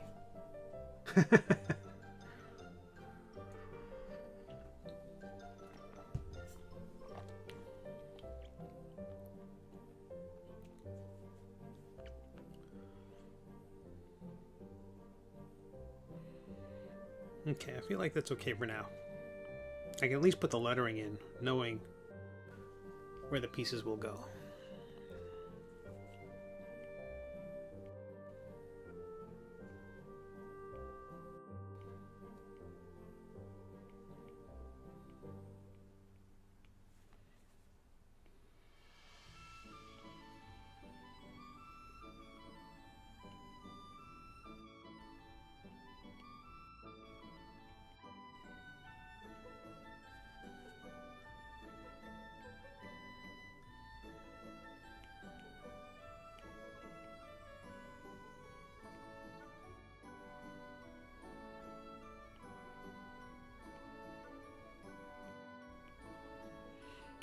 I looked at the face of this guy earlier, and it looked like almost these sideburns almost went around his face, like they were like frills from like a frilled lizard.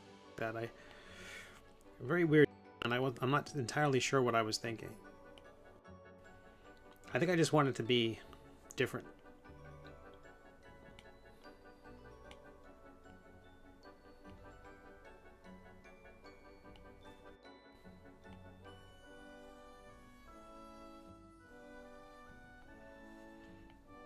But in the story, Bob has said that they have Phosphate, who is the mother of the baby dragons. And so I think showing the baby dragons is okay. I don't think it's giving anything away. There's also something about at least as gentlemen get older, their belts tend to sag down, making their bellies look even bigger. Tuck their shirt in. So I'm gonna do that. I'm gonna accentuate that.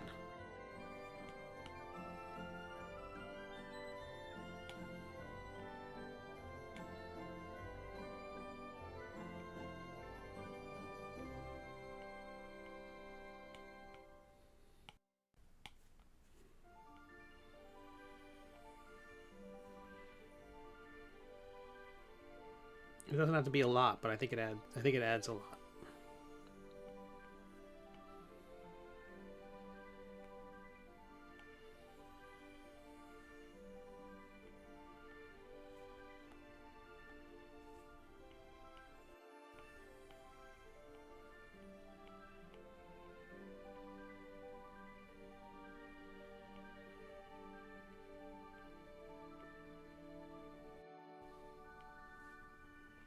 I also like the idea that the shirt will flare out a bit more than I have.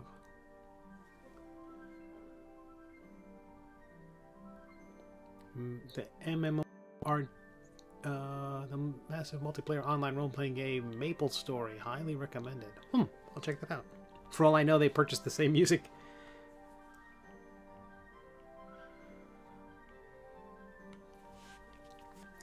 I'm going to make a note of that. Where are we?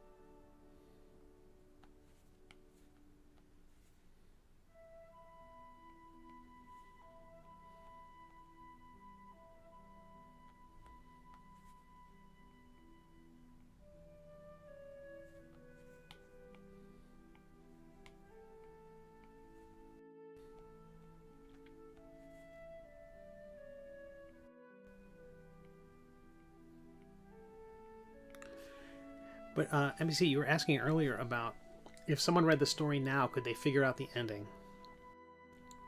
I like to think they could. To answer that question, I would hope so. I would hope that I have laid enough material out there that they could possibly. Not that they would or should, but could they? Would I be surprised if someone had guessed it? No. But again, if nobody could guess it by now, I would think I'd done something wrong. But again, how it ends is less important. And we talked about this when talking about the Spider-Man movies. The fact of Peter Parker getting bitten by... spoilers? That Peter Parker gets bitten by a radioactive spider is not a big deal.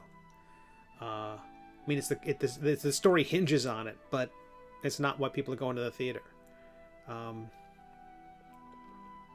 It's not that the Titanic sinks, it's how it sinks. So it's not I'm not caught up in that. I'm not caught up in whether people could guess it or not. But I think if I didn't have enough information along the way, I think it's the sort of thing where I think when it ends, like there was a reveal about Quimp's relationship with his love and Quimp's relationship with other characters in the story, and as those revelations come out, I think it will recontextualize what's come before. And so I think that's one of the reasons why people might be able to read this. Hopefully we'll be able to read the story again and appreciate it for a different... early on, Quimp is saying, he wants to rescue his love. He's very vague about his love and...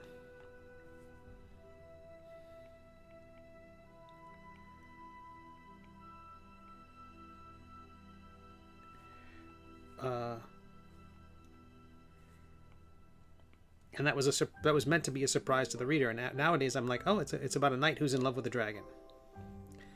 Say it outright. Is that a surprise? In the story, it's a surprise to our hero. So,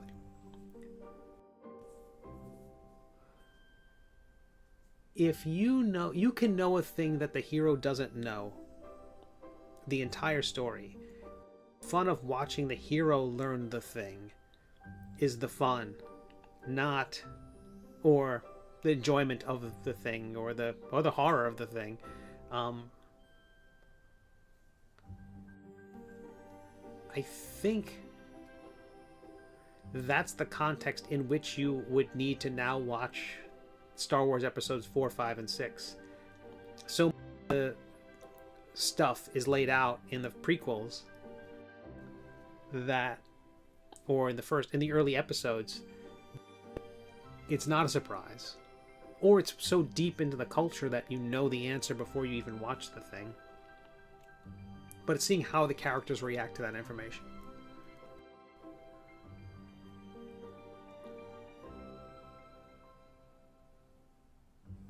A great example of that is in Star Wars Knights of the Old Republic. If you've ever played it, I have not. Above the Treetops and Shiny Breach and another one, Aravian Rainforest is the name, are fantastic. Are those from that RPG? I'm assuming that is the case from MapleStory. I'll check it out for sure.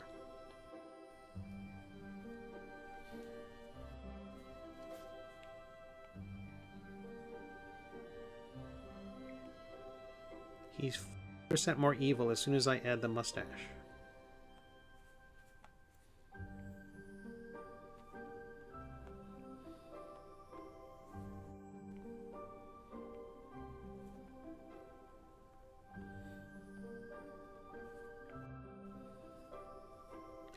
And it's also important to have the mustache low on the lip because they shaved the top part. It's like if you have one of these and you draw them up too high. I mean, it's a cartoon, you can do what you want.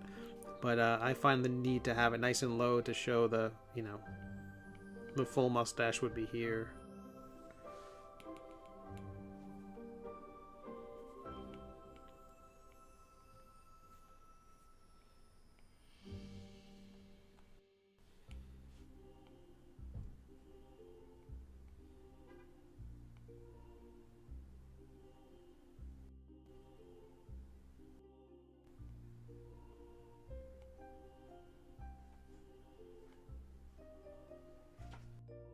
I'll tell you what, I am going to be back in, say, 5 minutes. Take a quick break here. Chat amongst yourselves. The topic is dramatic irony and just what the device is it? That's all your fault, NBC, for bringing up the topic. See you in 5.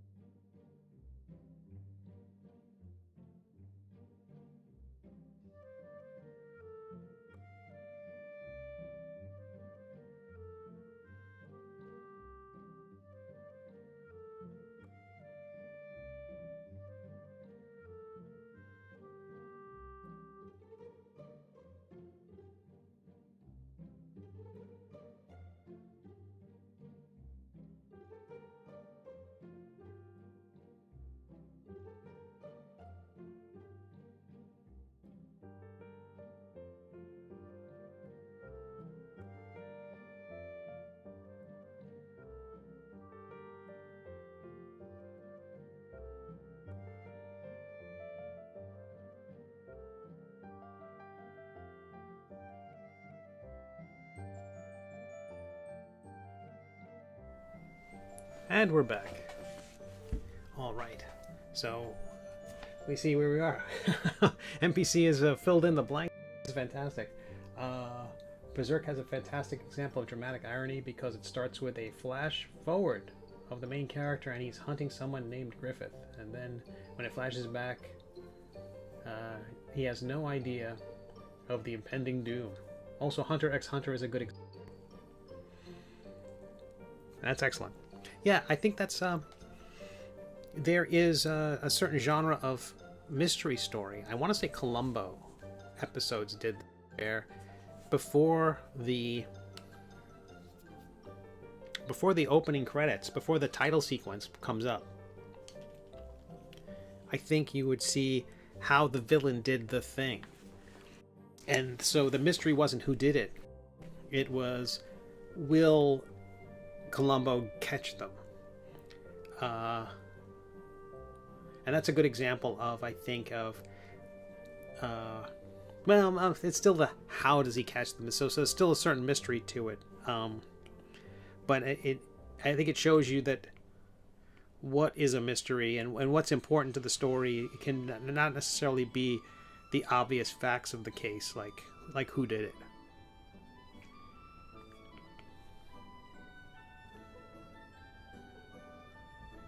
That's great. Yeah, that's fantastic. I also like that you're planning the ending from the beginning. I think that's like the most important thing. Because you can build everything toward it. You can just start dropping clues from the beginning. I have some ham-handed clues in there that once you read it a second time, you'd be like, oh.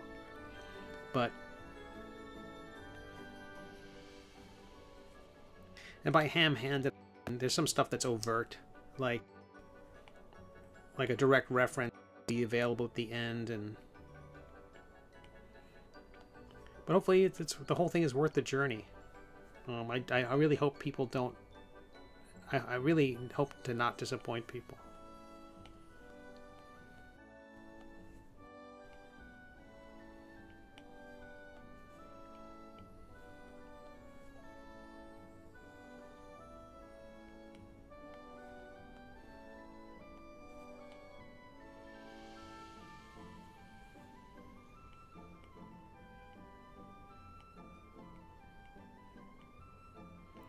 Kind of tricky with just a small amount of shoulder to show the twist of the figure there. Oh, and LJ, I did see that cat photo, the cat chair photo you sent. I received that via Facebook. I appreciate that. That's crazy cool.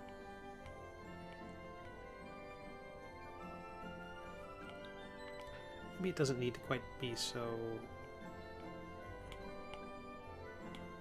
extreme. Turn. Another thing is, given the line of his helmet there, his crown, I can't have the word balloon. You see what the shape that's creating? So when the person is speaking from off camera, it will have to come from a lower position, just so it doesn't create the tangent and unfortunate. He's not saying much. I don't think the king is saying much at this point either.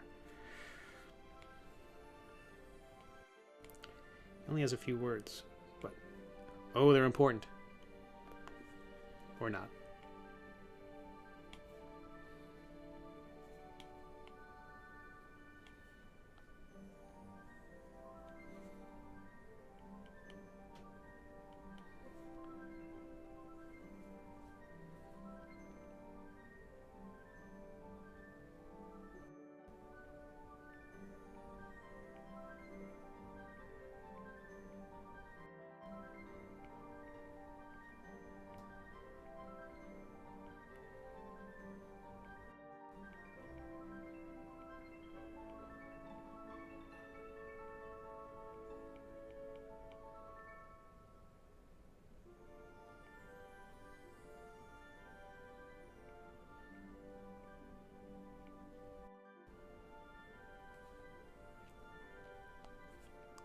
Well, I think that could be fun if he has more of a Prince Valiant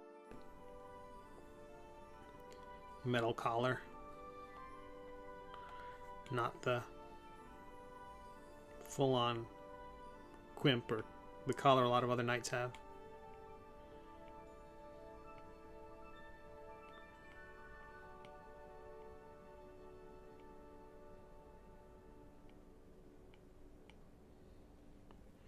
If it's that small, I might even go in and add the chainmail texture to it. You might have just gotten an upgrade.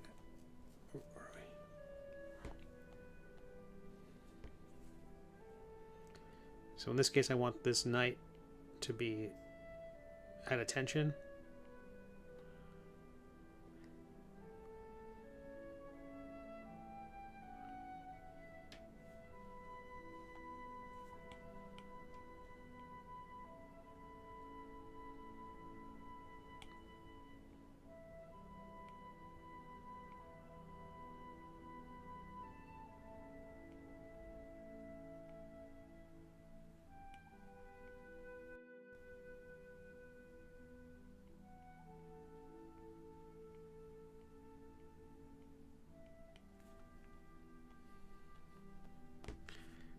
Just decided he should have a little helmet.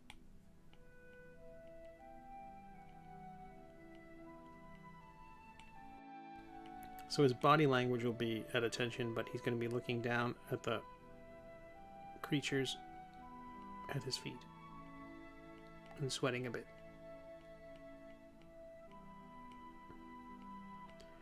With like a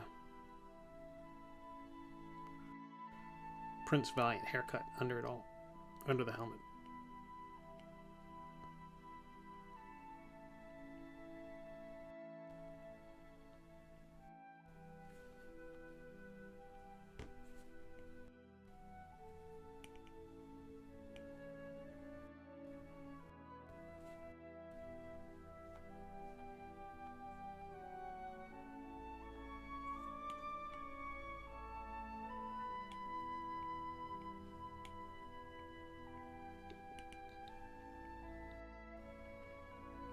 I think that cleft in his chin was a little too distracting.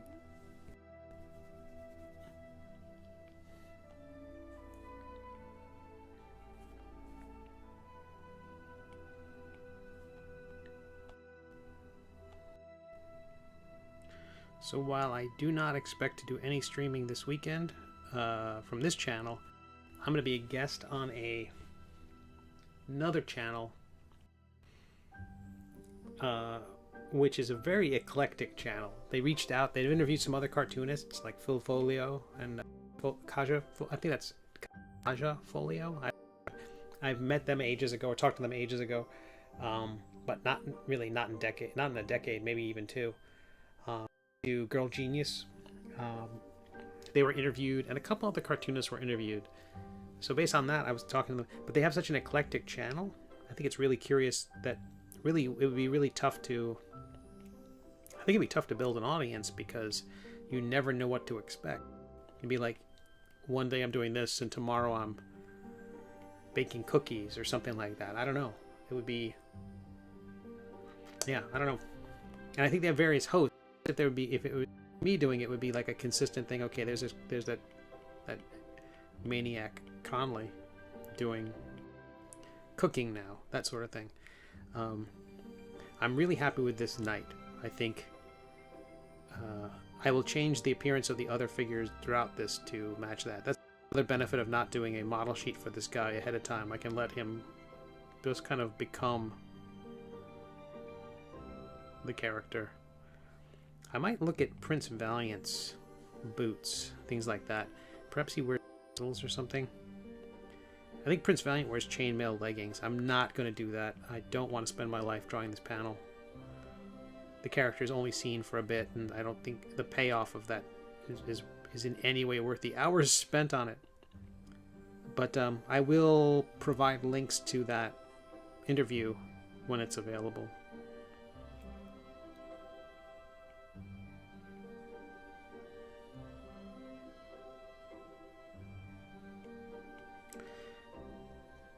But the channel's called, I think it's called Planet Flipside, and they have like a D&D stream. That's the me. I mean, they do interviews and other things like that, but I don't know the people in it, so I'm not.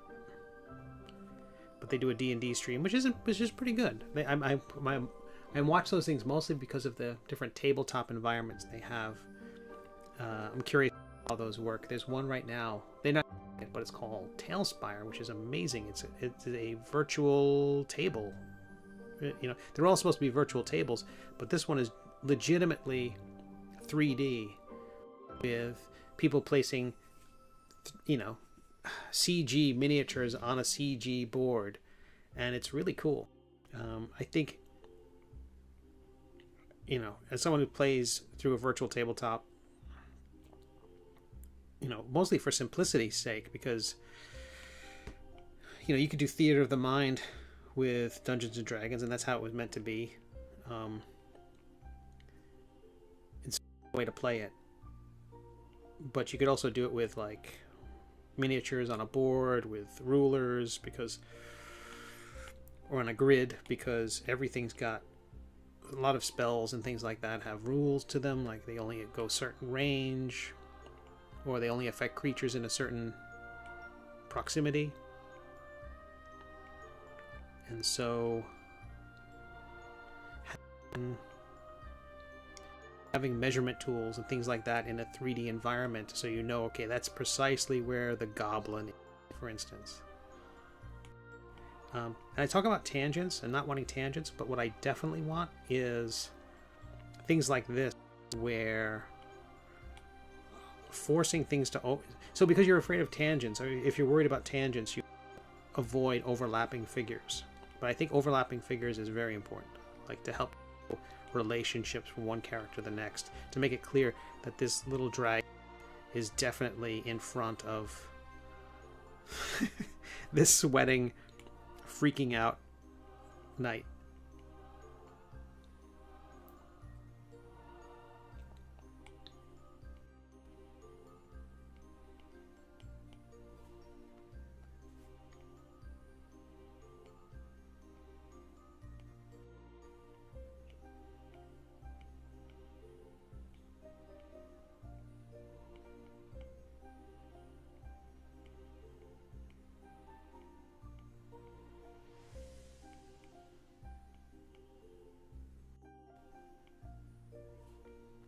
I also like the idea of characters in this story not having ideal physiques. I'll save that for the Marvel Cinematic Universe.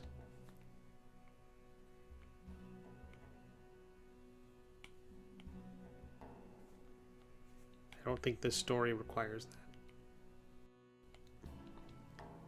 What is that? Oh, that's my spam. Time for a recap. I'm Steve Conley, cartoonist of This Silly Thing. End of recap.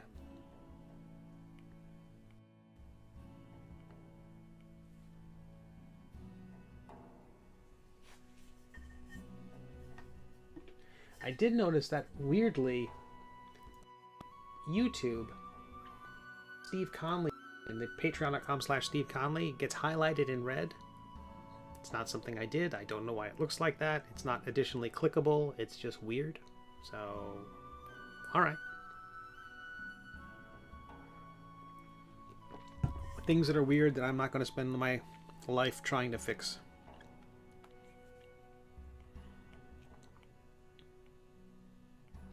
I'm sure it's a simple Google search, but I have enough things to Google. I'm currently using a piece of software called Facet WP, which is a little bit of software for WordPress sites. You sort and basically sort content, and it sorts it on the fly, so that presumably, I don't know if there's an application for it with my webcomic. Presumably, you could say, show me all the episodes with Bob in it. I mean, that might actually be functional. That might be a separate purpose, but show me all the ones with the king in it. Like characters, you could, and it would just reorganize and resort them on the fly. I think that's a really powerful. And I ran a test version. They'll send you a limited functionality test version of it, to try it out. There's not a free version of the software, and I was really impressed by it. I just ran installation of it for a client today, and I was super impressed with what the software could do. Something completely unrelated to comics. I apologize.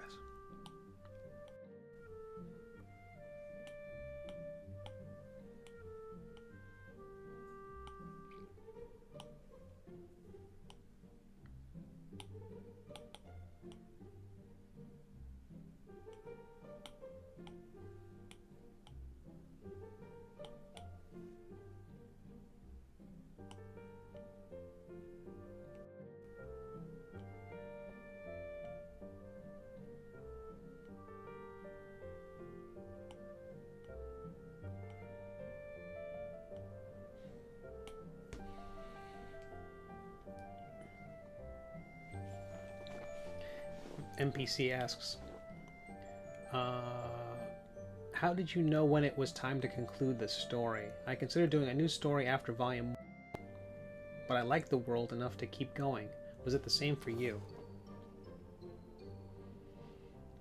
Wow.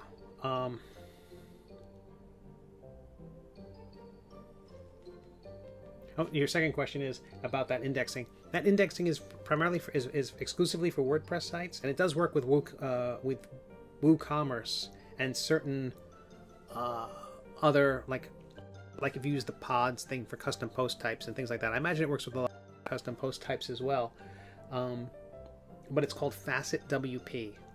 I think the cheapest version is $100 a year, so it's steep, and I was really impressed by its functionality. I would only use it if it's something that I think could help a client, or if you were doing this is a client with a blog that has well over 3,000 posts. You know, I think it needs that. So that's why I was testing this out for her. And I have another site in mind where I think I could use it, but I'm not entirely it would help with the webcomic. You know, 271 episodes. It's meant to be read in a linear order. I don't know why people would want to look at it out of order. But if you were going to do an index of here are the heroes in my universe, and once you cross over a certain threshold of, let's say, 100 heroes, show me the ones who can fly. You know, I don't know. Maybe as a game resource. LG writes, I'm still looking for all the Bobs. That's great. That's great. But your question about how did you know when it was time to conclude the story? I knew where that story had to end, and at a certain point, okay, I'm kind of recapping the story. This particular story. From the beginning, I knew where I would like it to end. But at the start of this story, I didn't know if I would be allowed to tell it. Meaning, will I ever get any Patreon support? Will anybody even care that I'm doing this thing? I had done so many comic projects, and so many of them had faded away with not much to show for them. I mean, Astounding Space Thrills was kind of like, if I never did any more comics, people would be like, oh, who was the guy who did that comic back in the late 90s, early aughts? What was that comic? It'd be like that. That was Image published it or something. So if I comics again, let's say I just started becoming a Walmart greeter or a short order cook, or who knows, doing design work for some ad agency, and never got back into comics, that would be it. This thing happened, and I'm like, okay, I want to do this story. I want to tell it this way. I think it'll be fun. I'll throw it on my iPad. We'll see what happens. And then the Patreon support came in, and I'm like, oh wow. But the plan was, if I can get 50, this will succeed if I get 50 episodes. I'll do it one episode a week for about a year. Try to stay on that schedule if I can, if work doesn't intrude or real life doesn't intrude. And if I can only do 50, put it up there. It'll be a ton of jokes. And our hero will do this thing. He'll go to the town. He'll do this thing. He'll meet his love and wrap it up quick. Round episode 35 or 40, things start to pick up. I take it back. Right out of the gate, amazing Patreon support from from friends and fans and people who read my previous work. And I'm like, well, this could go on a while. I might have the breathing room to tell this story. Because it very well could have been just a comic strip where it's a knight and a sword and they're just busting on each other all the time. Every episode's just a joke. It's like Blackadder and Baldric just riffing on each other the whole time. Or Garfield and Opie with Garfield's a sword and Opie's the knight. Or Calvin and where... Or Lucy and Charlie Brown, where Charlie Brown's the knight and Lucy's the sword. Could have been like that. Just one, he runs across a goblin and makes a joke and they fight, ha ha ha. And I wanted the fighting in there because I wanted this to be a standard where it's two characters sitting next to each other at a table and they're just insulting back. And I'd done a comic like that before and it gets tired really quick. I mean, it's easy to draw, but it gets old really quick. But then I got the breathing room and I could push the story back and it could be more, I could have the room to do the story I want to do. So there was a bigger story I would love to have done, but when does life ever work out? Spoken like, who's that spoken like? Quimp is more hopeful than I am. Quimp's more romantic and more optimistic, and I try to be, Quimp's way more Ted Lasso than I am.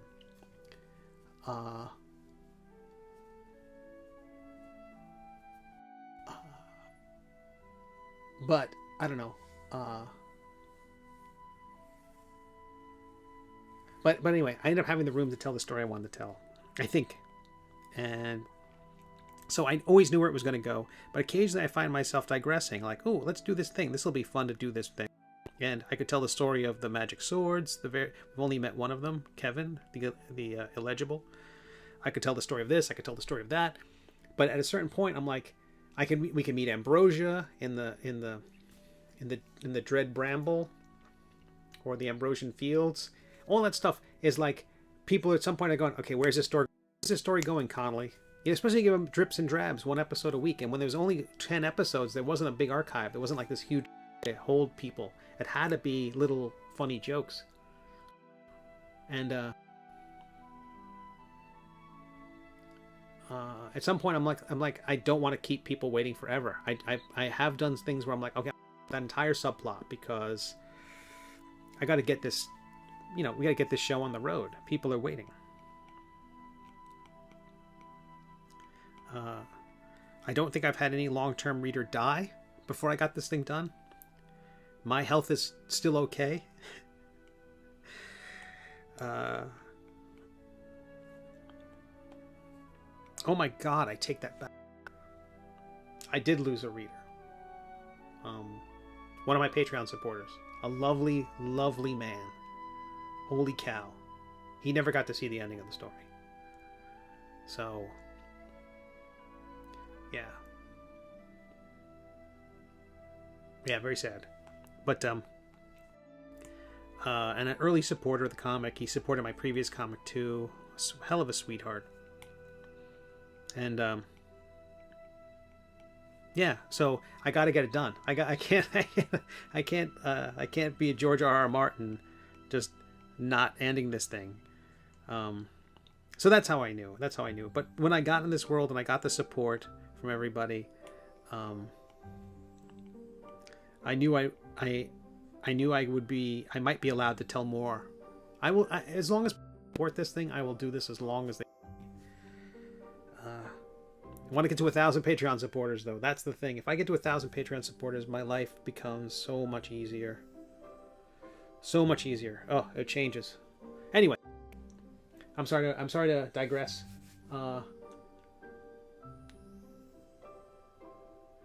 Scotty the artist asked a question. Just curious, how do you live stream iPad screen on YouTube? What software do you use? Okay, bunch of things.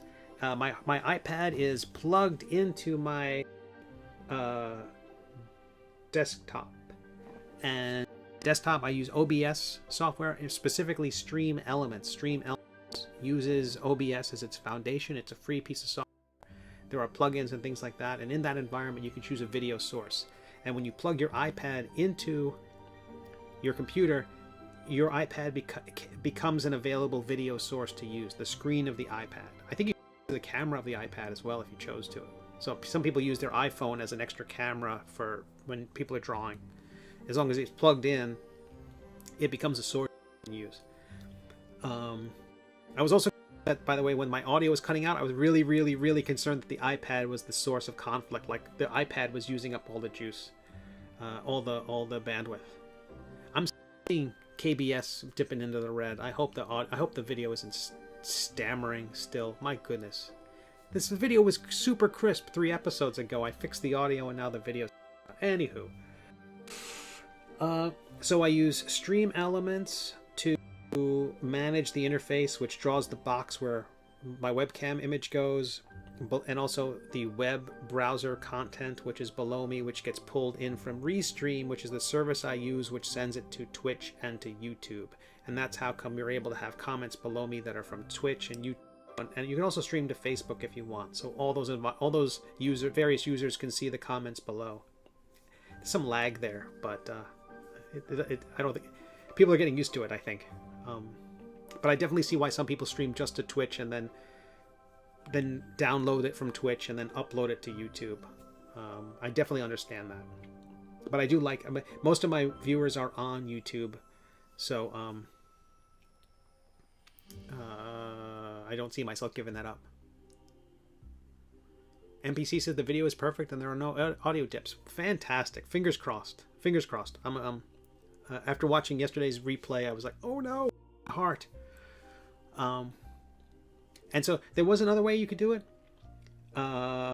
If you plug your iPad into your computer, I think if you're running the latest Mac OS, you might be able to do it wirelessly. I don't know if there's lag there from your iPad, but you could also use QuickTime, and QuickTime can use your iPad as a recording source. And then you can use the QuickTime app as a source for the video that's for the box that's set up right over. How do I do that? Right over there. That's how I did it initially. The nice thing about that is you can resize your QuickTime window. I just scaled the iPad screen down to whatever it is and gave myself the remaining space. My webcam video is quite wider, and in the interface you can trim it down, and I trimmed it down. Where's that other hand? There it is. Woot. I trimmed it down so it would fill this area, and a good compromise, I thought. I hope that helps. Let me see. So it's Restream it to various sources. Stream Elements does the do around me and makes the environment work. It also handles all the other things like the screen.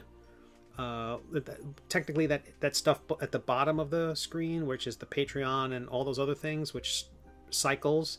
That's technically a screen. That's technically a slideshow that runs across the entire screen. It's just a transparent PNG, 3 transparent PNGs, and every 7 or 8 seconds they fade and fade and fade. So you could do stuff for all sorts of effects. And basically the interface has just got a ton of layers, and so I could have a graphic that pops over. Occasionally when the book, other way, when I mentions the hardcovers, you can see they kind of pop up, and one of the books overlays the video here, the screen from my iPad, like right there. Although the blue book just kind of touches it. There's a tangent there. It bothers me every time. Anyway. Well, Scotty, I hope that's helpful. Like and subscribe. I'm supposed to say that. And all the time, click like, click subscribe, go over to Twitch. Currently, I have 27 followers. Excuse me, they call them followers on the Twitch. Take that, Paramount Plus. Okay, I think that's the king. He's saying what he needs to say. This environment's going to be more lush. I'm probably going to end it early. I was going to go to 8 tonight, but I'm going to say I have lunch today, and before my tummy starts getting picked up by the microphone. So I think this is good. I had flipped the image a lot when I'm drawing so that I can see the mistakes. So I like where this is going. I might enlarge the figure panel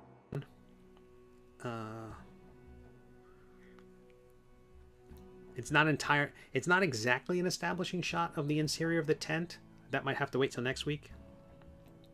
But so far we are seeing the little baby dragons here for some reason, who have been... Phosphine has been captured. We've established that, or it said that is true. And so far the little baby dragons are there, and they are for some reason growling at the person delivering bad news.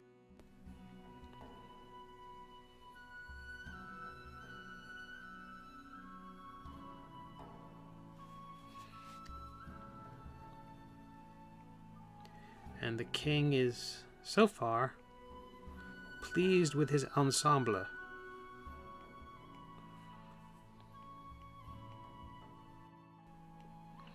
Whenever possible, this stream will attempt to mispronounce words like ensemble, like avocado, which is used to make guacamole. Even that's too close. How do you say that right? Guacamole could be guacamole. Guacamole. You use avocado and guacamole, and then you would feed that to a sentence as a centipede, or a millipede, which is a millepide. So if you're ever at a picnic and I see a centipede and a millepide and the guacamole avocado, you know what I'm talking about.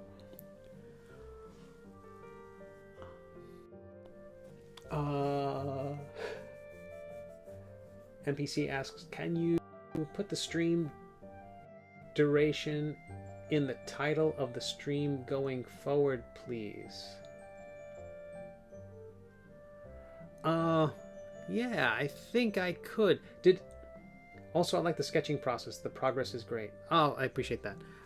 Normally, moving forward, I'm going to be doing these 4 to 8, but this schedule kept changing all week, and so the end result was I did 5 streams this week, which was a bit much.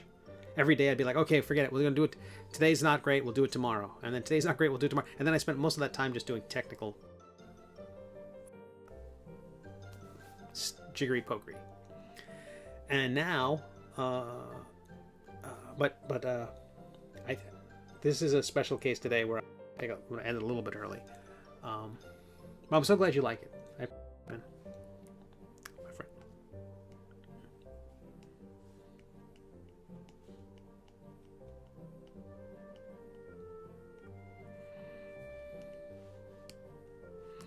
So I think if let's say starting next week, starting next week, it will be officially Tuesdays.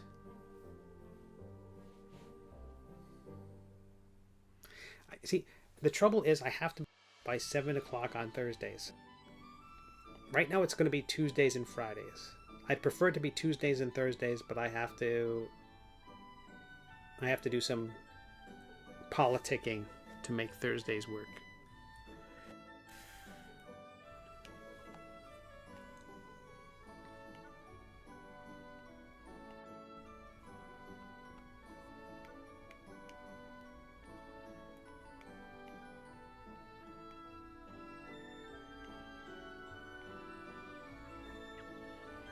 I'm definitely going to have the bottom part of his tunic flare out.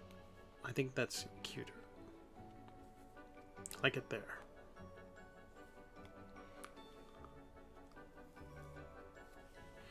His feet are a little small for his body. I think they can still be skinny, but they can't be that small. They have to look like they support the weight.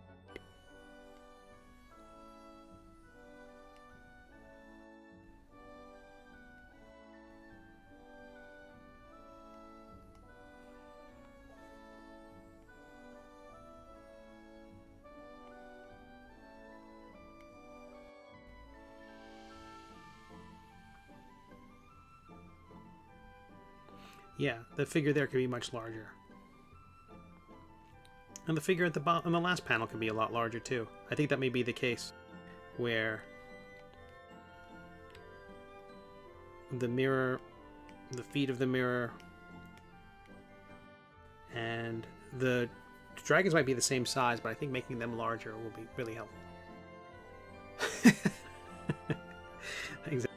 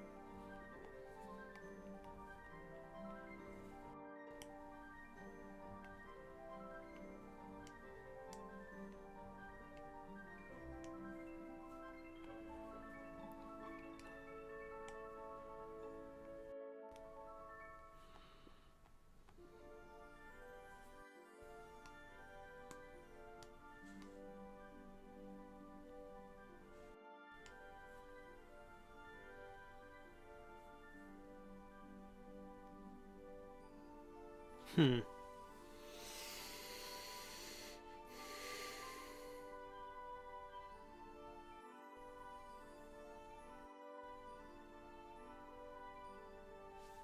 To figure this out. There's something I need to adjust story-wise here.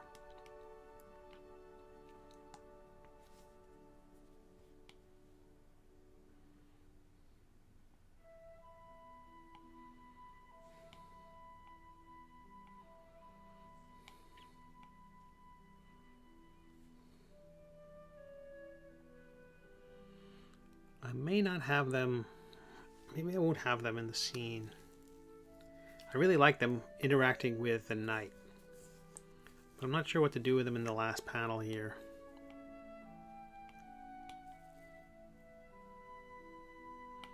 I just have them playing in the background, not having anything to do with him. I think that's the way to go.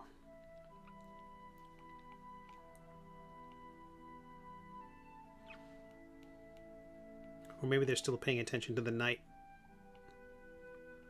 who just left the tent.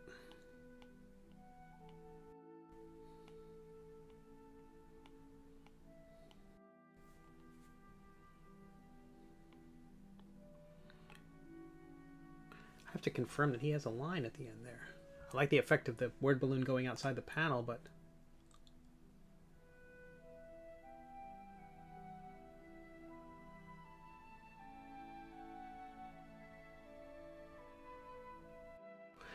yeah, my script did not have the baby dragons in this episode at all.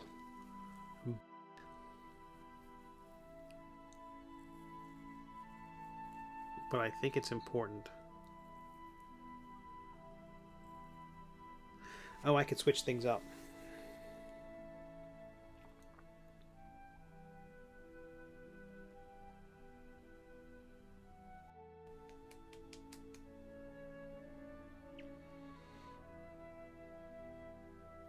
I can make panel 4 panel 1.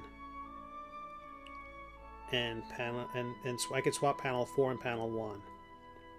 We start with the medium shot of the king with the dialogue coming in from off panel, and the last panel is the king and kind of an establishing shot. Biting the king's ankle? No.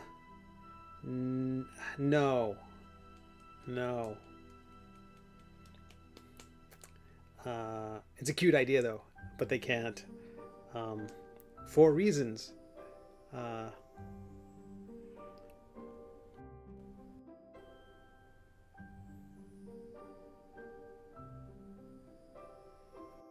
Is that might be too spoilery to say that?